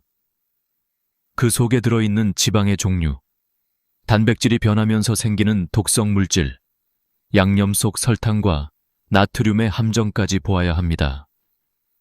문제는 대부분의 사람들이 이러한 사실을 전혀 알지 못한다는 것입니다. TV에서, 광고에서, 주변 사람들의 말에서 좋다는 말만 듣고 그대로 따라 하다가 결국 병원 문턱을 넘게 됩니다. 혹시 여러분도 이런 생각을 해보신 적 없나요? 내 친구는 매일 술 마시고 고기 먹어도 멀쩡한데 왜 나는 문제일까? 하지만 사람마다 체질이 다르고 무엇보다 나이가 들수록 몸의 방어력이 떨어집니다. 젊을 때는 간과 신장이 어느 정도 버텨주지만 60대 이후에는 같은 양을 먹어도 몸이 감당하지 못합니다. 그러니 나는 괜찮다라는 자신감은 가장 위험한 착각입니다. 제가 환자분들에게 늘 하는 말이 있습니다. 고기는 적이 아닙니다. 그러나 잘못된 고기는 독입니다. 문제는 우리가 그 경계를 제대로 알지 못한다는 것입니다. 그래서 오늘 저는 4가지 고기를 반드시 멀리해야 한다는 사실을 강조드리고 있습니다. 삼겹살, 목살, 오리고기, 양념된 고기들. 여러분의 식탁에 자주 오르는 바로 그 음식들이 여러분의 수명을 10년 앞당기고 있다는 사실을 더 늦기 전에 알려드리고 싶은 것입니다. 의사로서 저는 진료실에서 환자들의 눈물을 수없이 보았습니다. 선생님, 몰랐어요. 저는 몸에 좋다고 믿었는데 라는 후회 어린 말은 너무 늦은 시점에 나옵니다. 하지만 여러분은 다릅니다. 지금 이 영상을 보고 계신다는 것은 아직 늦지 않았다는 뜻입니다. 이제 알았으니 바꿀 수 있습니다. 바로 그것이 오늘 제가 드리는 가장 큰 메시지입니다. 우리가 잘못된 믿음을 깨뜨리려면 감정만으로는 부족합니다. 분명한 숫자와 과학적 근거가 필요합니다. 왜냐하면 사람의 기억은 감정보다 숫자와 사실에 더 오래 남기 때문입니다. 저는 오늘 이 자리에서 여러분이 쉽게 이해할 수 있도록 구체적인 지표와 수치를 말씀드리겠습니다. 먼저 콜레스테롤입니다. 정상 수치는 200 이하입니다. 그러나 매일 삼겹살을 먹는 분들의 경우 280, 320, 심지어 350까지 올라가는 경우가 많습니다. 콜레스테롤은 혈관벽에 기름때처럼 달라붙어 혈관을 점점 좁게 만듭니다. 혈액이 흐를 공간이 줄어들면 결국 협심증, 심근경색 같은 치명적인 결과를 부르게 됩니다. 중요한 건 이런 변화가 눈에 보이지 않는다는 것입니다. 증상이 나타날 때는 이미 70% 이상 막혀 있는 경우가 많습니다. 다음은 혈당입니다. 정상 공복 혈당은 100 이하입니다. 하지만 양념된 불고기를 즐기던 할머니의 경우 220이 나왔습니다. 단순히 숫자가 2배라는 사실보다 더 무서운 것은 이렇게 높은 혈당이 지속되면 혈관이 서서히 썩어 들어간다는 점입니다. 결국 뇌졸중, 실명, 심부전으로 이어질 수 있습니다. 실제로 한국에서 당뇨 합병증으로 신장 투석을 받는 환자가 매년 8만 명을 넘습니다. 그 시작점은 달콤한 양념된 고기 한 접시일 수 있습니다. 간 수치도 빼놓을 수 없습니다. 정상 수치는 40 이하인데 오리고기를 보양식으로 삼은 분의 간 수치는 120이었습니다. 간은 우리 몸의 해독 공장이지만 기름과 퓨린이 몰려오면 처리 능력이 떨어집니다. 지방간이 생기고 염증이 쌓여 강형변으로 진행될 수도 있습니다. 간은 침묵의 장기라고 불립니다. 아프다고 말하지 않습니다. 그래서 더 위험합니다. 혈압 역시 중요합니다. 정상 혈압은 120, 80 정도입니다. 하지만 기름진 고기와 술을 즐기던 어르신들의 경우 180, 200까지 오르기도 합니다. 혈압이 160을 넘으면 뇌출혈 위험이 2배 이상 올라갑니다. 한번 터진 혈관은 다시 붙일 수 없습니다. 결국 평생 반신불수가 되거나 심하면 생명을 잃을 수 있습니다. 우리가 흔히 피 좀 끓는다 하고 넘기는 순간 뇌 속에서는 이미 시한폭탄이 째깍거리고 있는 것입니다. 이 모든 수치는 단순한 의학적 지식이 아닙니다. 여러분이 매일 먹는 음식이 몸 안에서 어떻게 변하는지를 보여주는 증거입니다. 삼겹살의 지방은 술과 만나 간을 무너뜨리고 목살의 포화 지방은 혈관을 돌덩이처럼 굳게 만듭니다. 오리고기의 퓨리는 신장을 공격하고 양념된 고기의 설탕은 혈당을 불길처럼 치솟게 합니다. 숫자는 감정을 속이지 않습니다. 그것은 진실을 말합니다. 제가 말씀드리고 싶은 것은 이 모든 지표는 되돌릴 수 있다는 사실입니다. 삼겹살을 끊고 닭가슴살로 바꾸자 한 달 만에 콜레스테롤이 50 가까이 떨어진 분이 있습니다. 목살 대신 생선을 드시면서 혈압약을 줄인 분도 있습니다. 오리고기를 멈추고 나서 신장 기능이 회복된 사례도 있습니다. 양념 대신 소금 구이로 바꾸자 혈당이 정상에 가까워진 분들도 계십니다. 의학은 우리 몸이 얼마나 정직한지를 보여줍니다. 잘못 먹으면 망가지지만 올바르게 먹으면 회복합니다. 여러분께 묻고 싶습니다. 만약 여러분의 혈액 검사 결과에 콜레스테롤 320, 혈당 220, 간 수치 120이라는 숫자가 적혀 있다면 어떤 기분이 드시겠습니까? 무섭지 않으신가요? 하지만 동시에 희망도 있습니다. 오늘 이 자리에서 제가 말씀드리는 것을 실천한다면 그 숫자는 분명히 바뀔 수 있습니다. 숫자는 거짓말하지 않습니다. 그러나 숫자는 바뀔 수 있습니다. 그것이 바로 오늘 여러분이 이 이야기를 끝까지 들어야 하는 이유입니다. 제가 가장 마음 아픈 순간은 언제나 환자분들의 이야기 속에서 찾아옵니다. 수치와 지표가 아무리 명확해도 결국 우리를 움직이는 것은 사람의 경험과 감정이기 때문입니다. 오늘은 제가 직접 만난 몇몇 환자분들의 이야기를 들려드리겠습니다. 이 이야기들은 단순한 사례가 아니라 어쩌면 지금 영상을 보고 계신 여러분의 이야기일 수도 있습니다. 대구에 사는 76세 박재훈 어르신은 평생 성실하게 살아오신 분이었습니다. 그는 담배도 술도 멀리하며 그저 고기가 힘을 준다는 말을 믿었습니다. 매일 아침 삼겹살을 굽고 점심에는 목살을 볶고 저녁에는 불고기를 드셨습니다. 손주들에게도 고기를 먹어야 건강하다며 권하셨습니다. 그러나 결국 그는 응급실에 실려왔고 혈관 3곳이 막혀 심장이 멈춰가는 상황이었습니다. 그분의 가족은 눈물을 흘리며 말했습니다.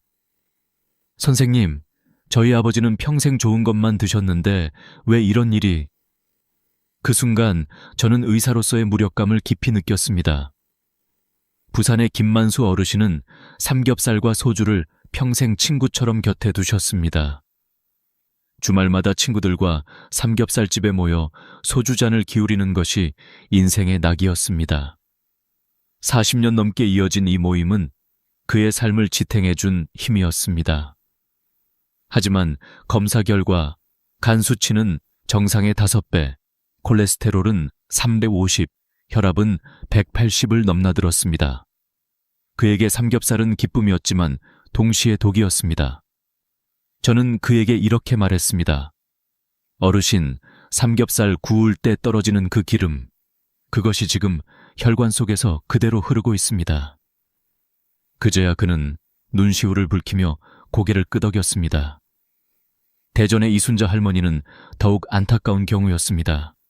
그녀는 늘 건강을 챙기는 분이었습니다. 매일 아침 운동을 하고 술과 담배도 멀리했습니다. 대신 그녀가 선택한 즐거움은 일주일에 3번 먹는 목살이었습니다. 삼겹살은 기름져서 안 좋으니까 목살은 괜찮다고 굳게 믿으셨죠. 그러나 그녀의 콜레스테롤은 380, 중성지방은 400, 혈관 나이는 실제보다 15살이나 늙어 있었습니다. 얼굴과 발이 자꾸 붓는 이유도 목살 속 나트륨 때문이었습니다. 그녀는 눈을 크게 뜨며 말했습니다. 선생님, 저는 좋은 것만 먹은 줄 알았어요.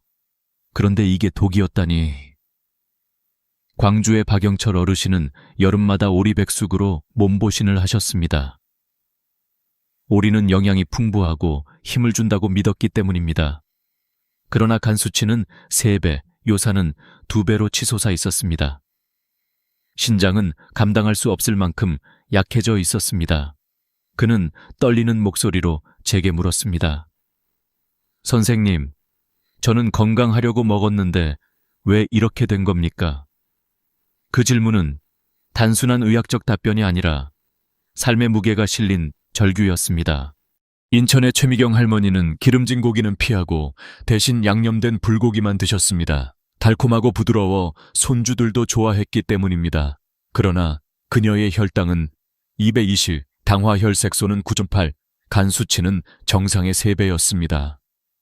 저는 나쁜 건 피하고 좋은 것만 먹은 줄 알았는데 그녀는 눈물을 글썽이며 말했습니다. 그때 저는 깨달았습니다. 착한 마음으로 손주에게 해주던 음식이 오히려 가족 모두의 건강을 해칠 수 있다는 사실을요. 이 모든 이야기는 한 가지 교훈을 줍니다. 착각은 언제나 가장 위험합니다. 삼겹살보다 목살이 낫다고 믿는 순간, 오리가 보양식이라고 생각하는 순간, 양념된 고기가 덜 해롭다고 여기는 순간, 우리는 방심하게 됩니다. 그리고 그 방심이 결국 병원 침대 위에서의 후회로 이어집니다. 제가 전하고 싶은 메시지는 단순합니다. 여러분은 아직 늦지 않았습니다. 지금 알았으니 바꿀 수 있습니다. 오늘의 이야기는 두려움을 주려는 것이 아니라 후회를 막기 위한 것입니다. 그리고 이 이야기는 수많은 어르신들의 삶에서 이미 증명된 사실입니다. 사람들이 가장 많이 묻는 질문은 이것입니다. 선생님, 그렇다면 무엇을 먹어야 합니까? 위험한 고기를 피하는 것만으로는 충분하지 않습니다. 우리는 그 자리를 채울 건강한 대안을 찾아야 합니다. 다행히 답은 어렵지 않습니다. 이미 우리 곁에 있고 조금의 습관 변화만으로도 충분히 실천할 수 있습니다. 첫 번째는 삼겹살 대신 닭가슴살입니다. 닭가슴살은 지방이 삼겹살의 10분의 1밖에 되지 않으며 단백질은 2배 이상 많습니다. 많은 분들이 닭가슴살은 맛이 없다고 말씀하십니다. 하지만 올리브 오일에 살짝 구워 소금과 후추만 뿌려도 충분히 고소하고 담백합니다. 무엇보다 닭가슴살을 먹고 나서 혈관이 맑아지고 몸이 가벼워지는 것을 직접 느껴보신다면 맛보다 건강이 더 소중하다는 것을 깨닫게 될 것입니다. 두 번째는 목살 대신 고등어입니다. 고등어 한 마리에는 하루에 필요한 오메가3 지방산이 모두 들어 있습니다. 오메가3는 콜레스테롤을 낮추고 혈압을 안정시키며 혈관의 염증을 줄여줍니다. 많은 연구 결과 주 2회 고등어를 먹는 사람은 심장병 위험이 절반 이하로 떨어진다고 보고되었습니다. 게다가 고등어는 한국인에게 친숙한 음식입니다. 간단히 소금구이로만 해도 깊은 풍미를 즐길 수 있습니다. 세 번째는 오리고기 대신 소고기, 홍두깨살입니다. 홍두깨살은 지방이 적고 철분이 많아 특히 60대 이상 어르신들에게 좋습니다. 근육을 지켜주고 빈혈을 예방하며 소화도 잘 됩니다. 중요한 것은 조리 방법입니다. 오리 백숙처럼 기름진 국물로 먹지 말고 기름기를 최대한 줄여 구워 드셔야 합니다. 그렇게만 해도 오리보다 훨씬 안전하게 단백질과 영양을 섭취할 수 있습니다. 네 번째는 양념된 고기 대신 소금구이입니다. 갈비나 불고기를 양념으로 재우지 않고 소금만 살짝 뿌려 구우면 됩니다. 양념 속 설탕과 무렵, 나트륨 폭탄을 피할 수 있습니다. 처음에는 단맛이 없어 허전할지 모르지만 시간이 지나면 고기 본연의 맛이 오히려 훨씬 풍부하게 느껴집니다.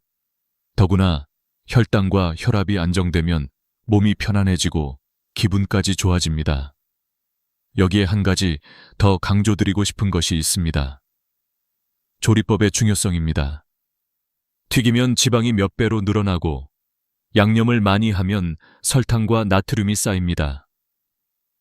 대신 삶거나 구워서 드시는 습관을 들이십시오.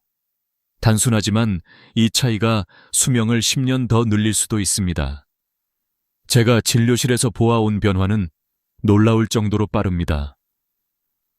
삼겹살을 끊고 닭가슴살로 바꾼 지 한 달 만에 혈압이 내려간 어르신, 목살 대신 생선을 먹고 콜레스테롤이 절반으로 줄어든 할머니, 오리고기를 끊고 신장 수치가 회복된 환자, 양념된 고기를 줄이고 혈당이 정상으로 돌아온 분들, 모두가 공통적으로 하는 말이 있습니다. 선생님, 이렇게 간단한 방법이었는지 몰랐습니다. 여러분도 할 수 있습니다. 냉장고 속 고기를 바꾸는 작은 선택 하나가 여러분의 인생을 완전히 달라지게 할 수 있습니다. 손주들과 함께 더 오래 웃고 싶으신가요? 여행도 다니고 친구들과 오래 만나고 싶으신가요? 그렇다면 지금 이 자리에서 결심하십시오.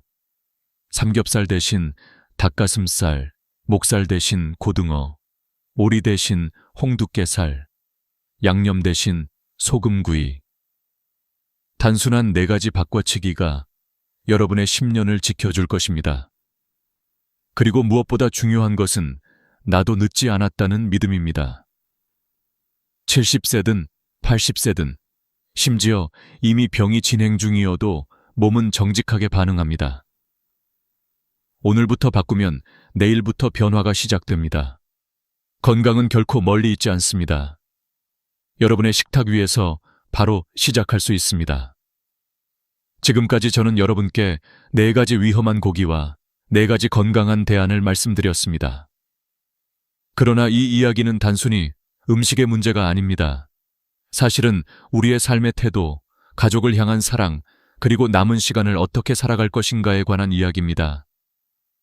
저는 환자들에게 늘 이렇게 말합니다. 맛있는 음식을 즐기고 싶으신가요? 아니면 손주 결혼식을 보고 싶으신가요? 이 질문은 가혹하게 들릴 수 있지만 실제로는 선택의 문제입니다. 매일 먹는 한 끼가 우리의 미래를 결정합니다. 오늘 삼겹살을 즐기고 내일 쓰러져 병원 침대에 누울 것인지, 아니면 닭가슴살로 혈관을 깨끗하게 하고 10년을 더 건강하게 살 것인지는 전적으로 여러분의 선택에 달려 있습니다. 제가 만난 수많은 어르신들이 공통적으로 남긴 말이 있습니다. 조금만 더 일찍 알았더라면. 이 후회의 말은 너무 늦은 순간에 나옵니다. 하지만 여러분은 다릅니다. 지금 이 영상을 보고 있다는 것 자체가 아직 기회가 있다는 뜻입니다.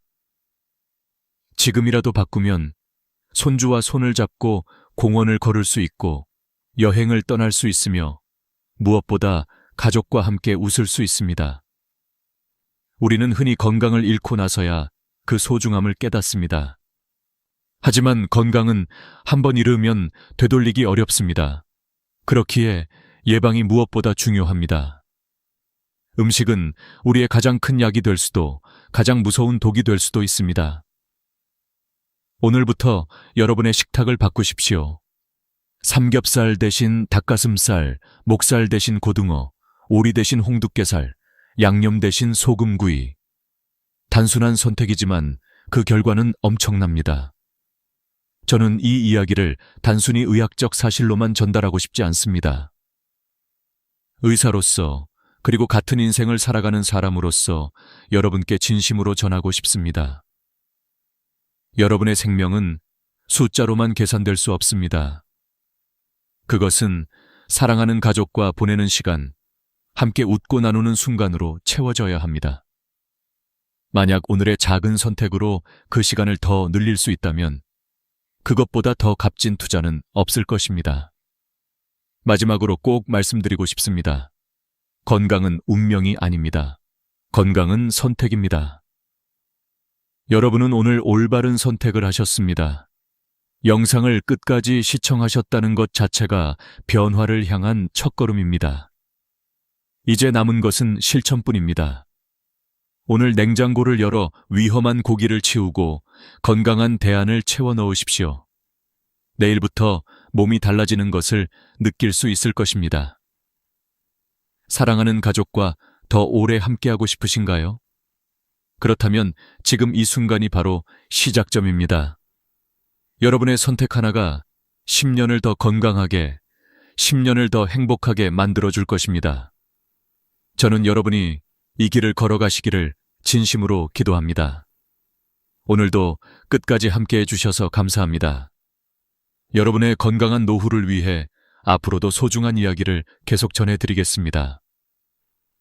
구독과 좋아요, 알림 설정을 눌러주시면 다음 이야기도 놓치지 않고 받아보실 수 있습니다.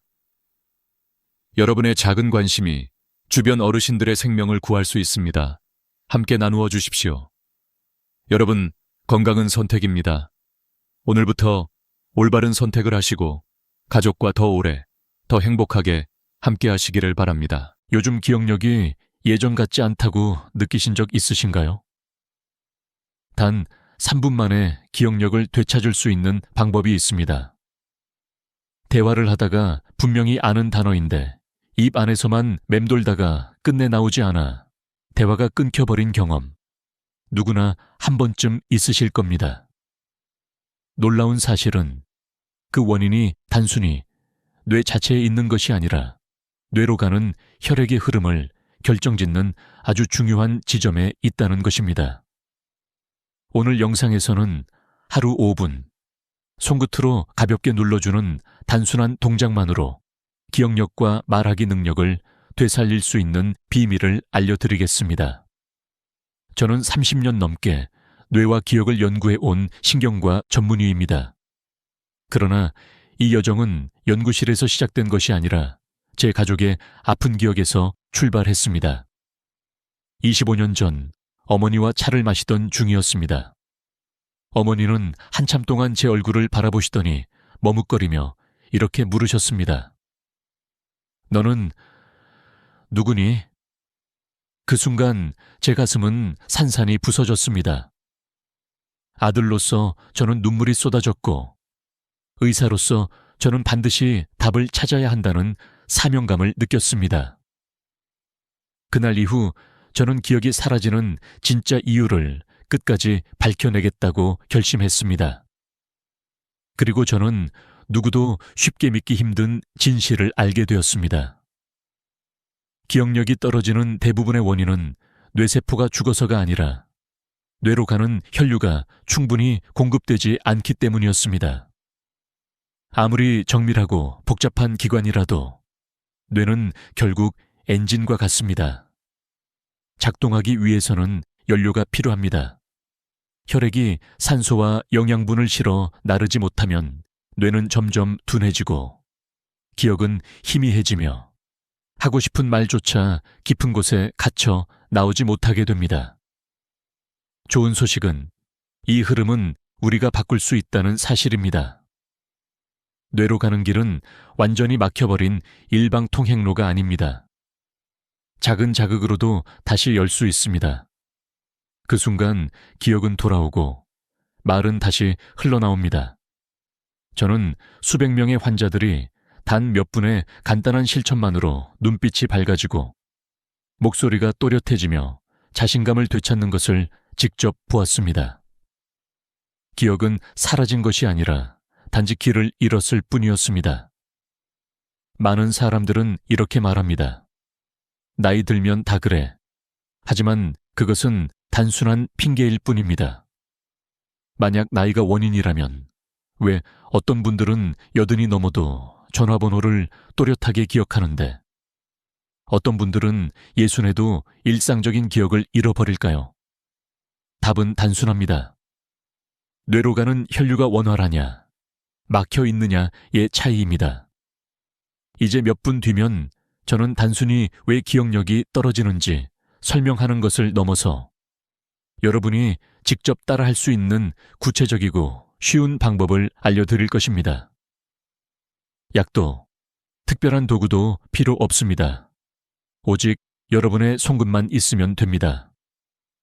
오늘 이 영상을 끝까지 보신다면 아마 이렇게 말하게 될 것입니다. 아, 나는 아직 괜찮구나. 내 기억은 되돌아올 수 있구나. 지금부터 시작하겠습니다. 기억은 왜 사라질까요? 많은 사람들은 나이가 들어서 당연히 기억력이 떨어진다고 생각합니다. 그러나 과연 나이만이 원인일까요?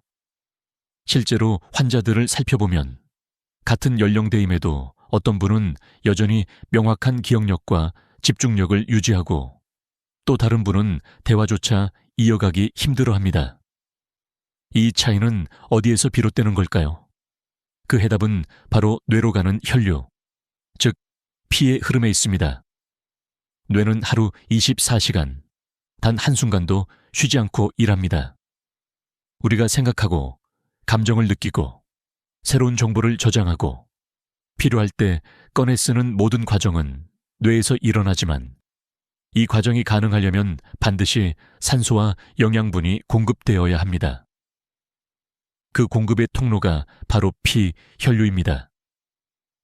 피가 도달하지 못하는 순간 뇌는 활동을 멈추고 기억은 희미해지기 시작합니다. 세포가 죽어서가 아니라 세포가 영양분을 공급받지 못하기 때문에 기능이 떨어지는 것입니다. 제가 만난 환자 중 한 분은 65세 남성이었습니다. 그는 늘 머리가 하얘진다는 표현을 썼습니다. 중요한 약속을 기억하지 못하고 대화 도중 단어가 막혀버리곤 했습니다. 하지만 MRI 검사에서는 심각한 뇌 손상이 발견되지 않았습니다. 대신 뇌혈류 검사에서 피가 원활히 흐르지 않는 부분이 확인되었습니다. 즉, 그의 기억력 문제는 세포 자체의 문제가 아니라 혈액 공급의 문제였던 것입니다. 과학적 근거도 이를 뒷받침합니다. 일본에서 진행된 한 연구에서는 뇌로 가는 혈류가 감소하면 단기 기억을 담당하는 해마 히포참프 부위의 활성도가 급격히 떨어진다는 사실이 확인되었습니다. 혈류가 정상적으로 흐르면 뇌파가 안정되고 정보 저장 능력이 회복되지만 혈류가 줄어들면 단순한 단어조차 떠올리기 어려워졌습니다.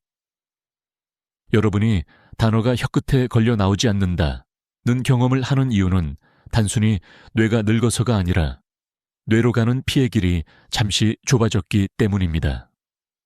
특히 목, 어깨, 등과 같은 부위가 뻣뻣하게 굳으면 그곳을 지나는 혈관이 눌리면서 뇌로 가는 피가 줄어듭니다. 결국 기억력 저하는 몸의 경직과 순환의 문제에서 시작되는 것입니다. 여기서 중요한 사실은 이 과정은 되돌릴 수 있다는 것입니다. 길이 막혀 있다면 다시 열면 됩니다. 혈류는 살아있는 강과 같아서 조금만 자극해주면 다시 흐를 수 있습니다. 저는 임상 현장에서 이 단순한 원리를 확인했습니다. 몇 분간 특정 부위를 자극하자 환자들의 눈이 반짝이고 말이 끊기지 않고 이어지는 경험을 하게 된 것입니다. 그 순간 저는 확신했습니다. 기억은 나이가 아니라 혈류의 문제라는 것을요. 여러분은 아마 이렇게 반문하실 수 있습니다. 정말 그렇게 간단할까? 피가 흐른다고 기억이 되살아날까? 네, 그렇습니다. 뇌는 우리가 생각하는 것 이상으로 예민하고 정직한 기관입니다. 피가 닿으면 바로 반응하고 피가 막히면 즉각 침묵합니다. 문제는 우리가 이 단순한 원리를 잊고 모든 원인을 나의 탓으로만 돌린다는 것입니다. 앞으로 저는 기억력이 떨어지는 진짜 원인이 어디에 있는지, 그리고 뇌로 가는 혈류를 어떻게 회복할 수 있는지 구체적인 방법을 보여드릴 것입니다. 나이가 들어도 또렷하게 살아가는 사람들과 그렇지 못한 사람들의 갈림길은 바로 여기에 있습니다. 여러분도 지금 이 순간부터 그 길을 선택할 수 있습니다. 기억은 사라지는 것이 아니라 돌아올 수 있는 것입니다. 피가 막히는 길목, 바로 여기서 기억의 운명이 갈립니다. 뇌로 가는 혈류는 단순히 머릿속에서만 이루어지는 것이 아닙니다. 목을 지나 어깨를 거쳐 등까지 우리 몸 전체의 혈관망을 따라 흘러갑니다. 그런데 이 길목 중 단 하나라도 막히면 뇌는 충분한 산소와 영양분을 공급받지 못하고 결국 기억이 희미해지기 시작합니다. 제가 수많은 환자들을 만나며 발견한 가장 중요한 지점은 귀 뒤쪽, 목덜미 아래 움푹 들어간 자리입니다. 한의학에서는 이를 풍지혈이라 부르고 신경학에서는 뇌혈류가 집중적으로 모이는 관문으로 설명합니다. 이 작은 지점이 굳어버리면 피는 더 이상 위로 오르지 못합니다. 그러면 단어가 떠오르지 않고 대화가 끊기며 집중력이 흐려지기 시작하는 것이죠. 사실 이 지점은 우리의 생활 습관 때문에 쉽게 막힙니다. 하루 종일 스마트폰을 보며 고개를 숙이고 텔레비전을 보면서 장시간 같은 자세로 앉아 있으면 목과 어깨의 근육이 단단히 수축됩니다. 근육이 단단해진다는 것은 단순한 뻣뻣함이 아니라 혈류의 통로가 압박을 받는다는 뜻입니다. 결국 뇌로 가는 길목이 서서히 좁아지고 기억이 길을 잃기 시작합니다. 여기서 중요한 사실은 풍지혈만이 유일한 길목이 아니라는 점입니다. 어깨 역시 뇌로 가는 피의 고속도로와 같습니다. 어깨가 굳으면 혈류는 위로 올라가지 못하고 중간에서 막혀버립니다. 그래서 많은 환자들이 어깨가 늘 무겁다, 등이 결린다고 말할 때 단순히 근육통이 아니라 뇌로 가는 혈류가 원활하지 않다는 신호일 가능성이 큽니다. 또 한 가지 자주 놓치는 길목은 바로 목입니다. 고개를 숙인 채 오랜 시간 책이나 스마트폰을 보면 목 뒤 근육이 점점 뻣뻣해집니다. 그 사이로 지나가는 혈관은 압박을 받아 혈류 속도가 느려지고 결국 뇌는 필요한 연료를 공급받지 못하게 됩니다. 나이가 들수록 이런 현상은 더 쉽게 일어나고 그 결과 기억력이 급격히 저하되는 것입니다. 과학적 연구도 이를 뒷받침합니다. 영국에서 진행된 한 연구에서는 목과 어깨의 근육 긴장이 심할수록 뇌혈류 속도가 최대 20% 이상 떨어진다는 결과가 나왔습니다. 단순히 근육이 뻣뻣한 것이 아니라 실제로 뇌로 가는 피의 흐름이 줄어든다는 뜻입니다. 그리고 이 작은 차이가 기억을 선명하게 만들 수도 흐릿하게 만들 수도 있습니다. 저는 임상 현장에서 환자들에게 귀 뒤쪽 풍지혈을 자극하거나 어깨와 등을 풀어주라고 권했습니다. 놀랍게도 단 몇 분 뒤 환자들의 눈빛이 달라지고 말투가 또렷해지며 표정이 밝아졌습니다. 마치 막혔던 강물이 다시 흘러가기 시작하는 것처럼 뇌로 가는 길이 열리자 기억이 되살아나는 순간을 직접 확인할 수 있었습니다. 여러분도 지금 이 순간 고개를 살짝 돌려보세요. 목 뒤와 어깨가 뻣뻣하지 않으신가요? 혹은 귀 뒤쪽을 눌렀을 때 딱딱하게 굳어 있지는 않으신가요? 그렇다면 지금 이미 기억으로 가는 길목이 좁아지고 있다는 뜻입니다. 그러나 걱정할 필요는 없습니다. 길은 다시 열 수 있고 피는 다시 흐를 수 있습니다. 그 방법을 저는 곧 여러분께 직접 알려드릴 것입니다. 기억을 되찾는 첫걸음은 길목을 이해하는 데서 시작됩니다. 피의 흐름이 막히는 순간 기억은 함께 멈추지만 그 흐름을 다시 열어주면 기억은 언제든 돌아옵니다. 여러분의 뇌는 아직 살아있습니다. 다만 길을 열어달라고 조용히 신호를 보내고 있을 뿐입니다. 되찾는 방법 3가지. 이제부터는 막힌 길을 어떻게 다시 열 수 있는지 구체적으로 말씀드리겠습니다. 많은 분들이 기억력 저하를 두려워하지만 사실 방법은 생각보다 단순합니다. 특별한 약도 비싼 장비도 필요하지 않습니다. 오직 손끝과 작은 움직임만으로 뇌로 가는 혈류를 열 수 있습니다. 제가 환자들에게 권하고 실제로 효과를 확인했던 3가지 방법을 지금부터 차례로 알려드리겠습니다. 첫 번째 방법은 귀 뒤쪽 풍지혈을 자극하는 것입니다. 풍지혈은 목과 머리가 만나는 지점, 귀 뒤쪽 움푹 들어간 곳에 위치해 있습니다. 이곳을 양손 검지나 중지로 부드럽게 눌러주며 원을 그리듯 10초간 마사지해 보세요. 처음에는 별다른 느낌이 없을 수 있지만 30초 정도 지나면 머리가 맑아지고 눈이 또렷해지는 경험을 하게 됩니다. 어떤 분들은 목덜미가 시원해지거나 등까지 따뜻해진다고 말씀하시곤 합니다. 이 단순한 동작은 단순한 마사지가 아닙니다. 뇌로 가는 혈류의 관문을 다시 여는 열쇠이자 기억을 깨우는 첫 출발점입니다. 두 번째 방법은 등을 풀어주는 자극법입니다. 많은 사람들이 기억력하면 머리만 떠올리지만 실제로 머리로 가는 혈류는 어깨와 등을 거쳐 올라갑니다. 등이 굳어 있으면 아무리 좋은 영양제를 먹어도 효과가 나타나지 않는 이유가 바로 여기에 있습니다. 피가 위로 올라가는 길이 막혀 있기 때문입니다. 준비물은 간단합니다. 효자손이나 긴 손잡이가 달린 빗만 있으면 됩니다. 옷은 얇게 입고 등을 아래에서 위로 쓰다듬듯 천천히 문질러 주세요.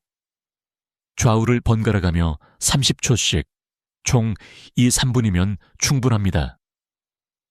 이 동작을 하면 등 전체가 따뜻해지고 숨이 깊어지며 눈이 맑아지는 느낌을 받으실 겁니다. 실제로 환자들 중에는 어깨 위에 얹힌 돌덩이가 떨어진 것 같다거나 목까지 시원해졌다고 표현한 분들이 많았습니다. 이 단순한 습관이 뇌로 가는 혈류를 활짝 열어주는 효과를 가져옵니다. 세 번째 방법은 목 스트레칭입니다. 우리는 하루 종일 고개를 숙이고 스마트폰을 보거나 높은 베개를 베고 자면서 목 근육을 딱딱하게 만듭니다. 하지만 이 굳은 목을 풀어주면 뇌로 가는 혈류 속도가 빨라지고 집중력과 말하기 능력이 놀라울 만큼 개선됩니다. 방법은 간단합니다.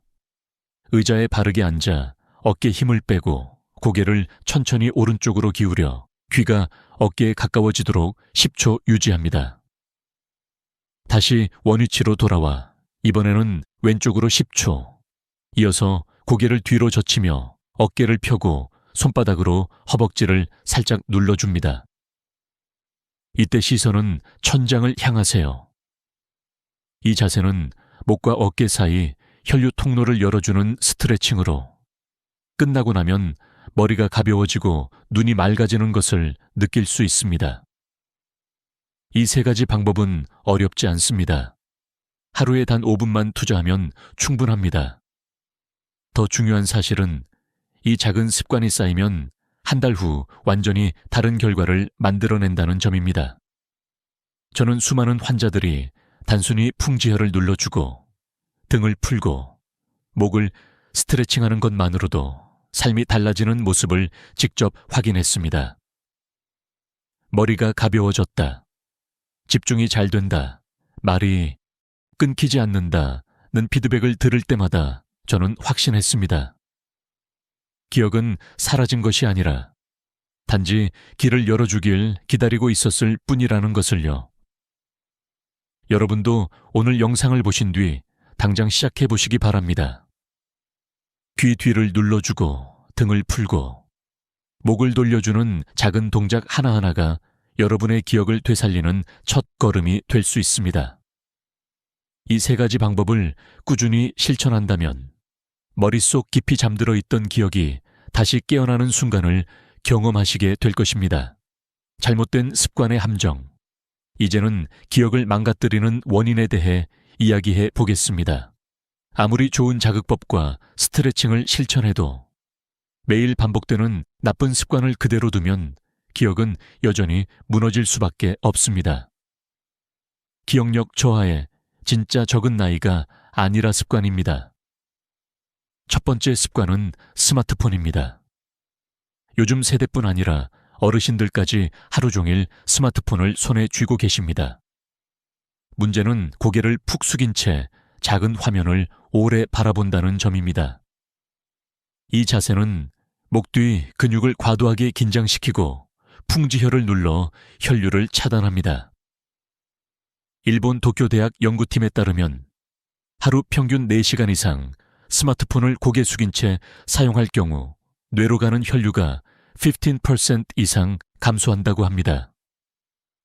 단어가 자꾸 막히고 대화가 끊기는 원인은 단순히 나이가 아니라 이 습관에서 비롯되는 것입니다. 해결책은 간단합니다. 화면을 눈높이에 맞추고 고개를 세운 상태로 보시는 습관으로 바꿔야 합니다. 두 번째 습관은 높은 베개입니다. 많은 분들이 푹신하고 높은 베개에서 자야 숙면이 된다고 생각하지만 사실 높은 베개는 밤새도록 뇌로 가는 혈류를 차단하는 함정입니다. 경희대 의과대학의 연구 결과에 따르면 높은 베개를 사용할 경우 수면 중 뇌혈류 속도가 최대 20%까지 감소한다고 합니다. 아침에 일어났을 때 머리가 무겁거나 눈이 침침한 이유가 바로 여기에 있습니다. 기억을 살리고 싶다면 머리와 목이 일직선이 되도록 낮은 베개를 선택하는 것이 중요합니다. 세 번째 습관은 장시간 같은 자세로 앉아 있는 것입니다. 드라마를 보거나 뉴스를 시청하면서 소파에 깊숙이 파묻혀 2~3시간을 꼼짝 않고 앉아 있으면 등과 어깨, 목 근육이 모두 굳어 혈류가 막힙니다. 서울대 노인의학연구소의 조사에 따르면 하루 평균 2시간 이상 같은 자세로 앉아 있는 노인의 70%가 기억력 저하와 집중력 감소를 호소했습니다. 하지만 광고 시간마다 단 1분이라도 일어나 어깨를 돌리고 목을 스트레칭하면 혈류가 회복되어 기억력에 큰 도움이 됩니다. 이처럼 우리 일상에 깊이 배어 있는 3가지 습관, 스마트폰을 고개 숙여보는 습관, 높은 베개에서 자는 습관, 장시간 같은 자세로 앉아 있는 습관. 은둔해 보이지 않게 우리의 기억을 갉아먹습니다. 그러나 동시에 이 습관을 고치는 것만으로도 기억은 되살아날 수 있습니다. 임상에서 만난 환자들 중 많은 분들이 운동을 열심히 해머이 해도 기억이 좋아지지 않는다고 말씀하셨습니다. 하지만 습관을 고치고 나서부터는 달라졌습니다. 하루 10분도 채 되지 않는 작은 변화가 한 달 뒤에는 또렷한 기억력으로 이어졌습니다. 실제로 74세 환자 한 분은 베개를 바꾸고 TV 시청 중 매번 일어나 스트레칭을 하신 뒤 예전에는 외우지 못하던 전화번호를 자연스럽게 기억해 내셨습니다. 그분은 울먹이며 이렇게 말씀하셨습니다. 내 머리가 아직 살아있구나. 다시 나를 되찾은 것 같아요. 기억을 지키는 싸움은 거창한 것이 아닙니다. 거대한 치료법도 값비싼 약도 필요 없습니다. 단지 잘못된 습관을 바로잡는 작은 실천이 우리의 뇌를 지켜줍니다. 여러분이 지금 어떤 습관을 가지고 계신지가 기억력의 운명을 좌우합니다. 지금 당장 스마트폰을 눈높이에 올려보세요. 오늘 밤 베개를 낮춰보세요. TV를 보다가 광고가 나오면 자리에서 일어나 어깨를 돌려보세요. 그 작은 행동 하나가 10년 젊은 기억력을 돌려줄 수 있습니다. 기억을 지키는 약속. 이제 마지막으로 드리고 싶은 말씀은 단순한 정보가 아니라 삶을 바꾸는 실천입니다. 아무리 좋은 방법을 알고 있어도 꾸준히 실천하지 않으면 변화는 찾아오지 않습니다. 기억력 회복은 의지가 아니라 습관의 힘에서 나옵니다. 저는 환자들에게 항상 작게, 그러나 매일 하라라고 강조합니다. 실제로 병원에서 만난 한 70대 어르신은 처음에는 열정적으로 풍지혈 마사지와 목 스트레칭을 시작했지만 일주일도 채 지나지 않아 잊어버리고 포기하곤 했습니다. 그러나 그분이 변화한 순간은 실천표를 만들었을 때였습니다. 냉장고, 거울, 화장실 문 같은 눈에 잘 보이는 곳에 월요일엔 풍지혈, 화요일엔 등 풀기, 수요일엔 목 스트레칭. 이렇게 요일별로 적어두신 겁니다. 결과는 놀라웠습니다. 3주가 지나자 그분은 이젠 TV를 보다가도 오늘이 무슨 날인지 저절로 떠오른다고 하셨습니다. 작은 표 한 장이 뇌를 깨우는 시작이 된 것입니다. 또 다른 환자 74세 이종섭 어르신은 더 극적인 경험을 하셨습니다. 평소엔 스마트폰 없이는 전화 한 통도 걸지 못하던 분이었는데 어느 날 외출 중에 휴대폰 배터리가 꺼져버렸습니다. 순간 당황했지만 집으로 돌아와 집 전화를 들고 숫자를 하나씩 눌러 내려갔습니다. 놀랍게도 손가락이 스스로 움직였고 아들의 전화번호가 자리마다 또렷하게 떠올랐습니다. 신호음이 울리고 아들의 목소리가 들리자 눈물이 터져 나왔다고 합니다. 그분은 말했습니다. 아, 내가 아직 괜찮구나. 내 머리가 다시 살아났구나. 이것은 단순히 숫자를 기억했다는 의미가 아닙니다. 나 자신을 다시 찾았다는 증거였습니다. 여러분, 기억은 결코 늦지 않았습니다. 오늘 밤 TV를 보다가 잠깐 고개를 돌리고 어깨를 풀어보세요. 내일 아침 귀 뒤를 눌러 풍지혈을 자극해보세요. 그 작은 움직임 하나가 머릿속 깊이 잠들어 있던 기억을 깨울 수 있습니다. 중요한 건 크고 거창한 변화가 아니라 작지만 꾸준한 반복입니다. 저는 30년 연구와 임상 경험을 통해 확신합니다. 기억을 지키는 힘은 매일의 선택에 달려 있습니다. 잘못된 습관을 버리고 작은 실천을 반복하며 가족과 함께 웃고 대화하는 순간이 곧 최고의 뇌 훈련입니다. 기억은 사라지는 것이 아니라 우리가 돌려쓸 수 있는 것입니다. 오늘 이 영상을 끝까지 함께 해주셔서 감사합니다. 만약 이 이야기가 마음에 와닿으셨다면 좋아요와 구독을 눌러주시고 소중한 분들과 꼭 공유해주세요. 여러분의 작은 클릭 하나가 누군가의 기억을 지켜주는 시작이 될 수 있습니다. 여러분의 기억 절대 늦지 않았습니다. 오늘부터 다시 깨어나기 시작합니다.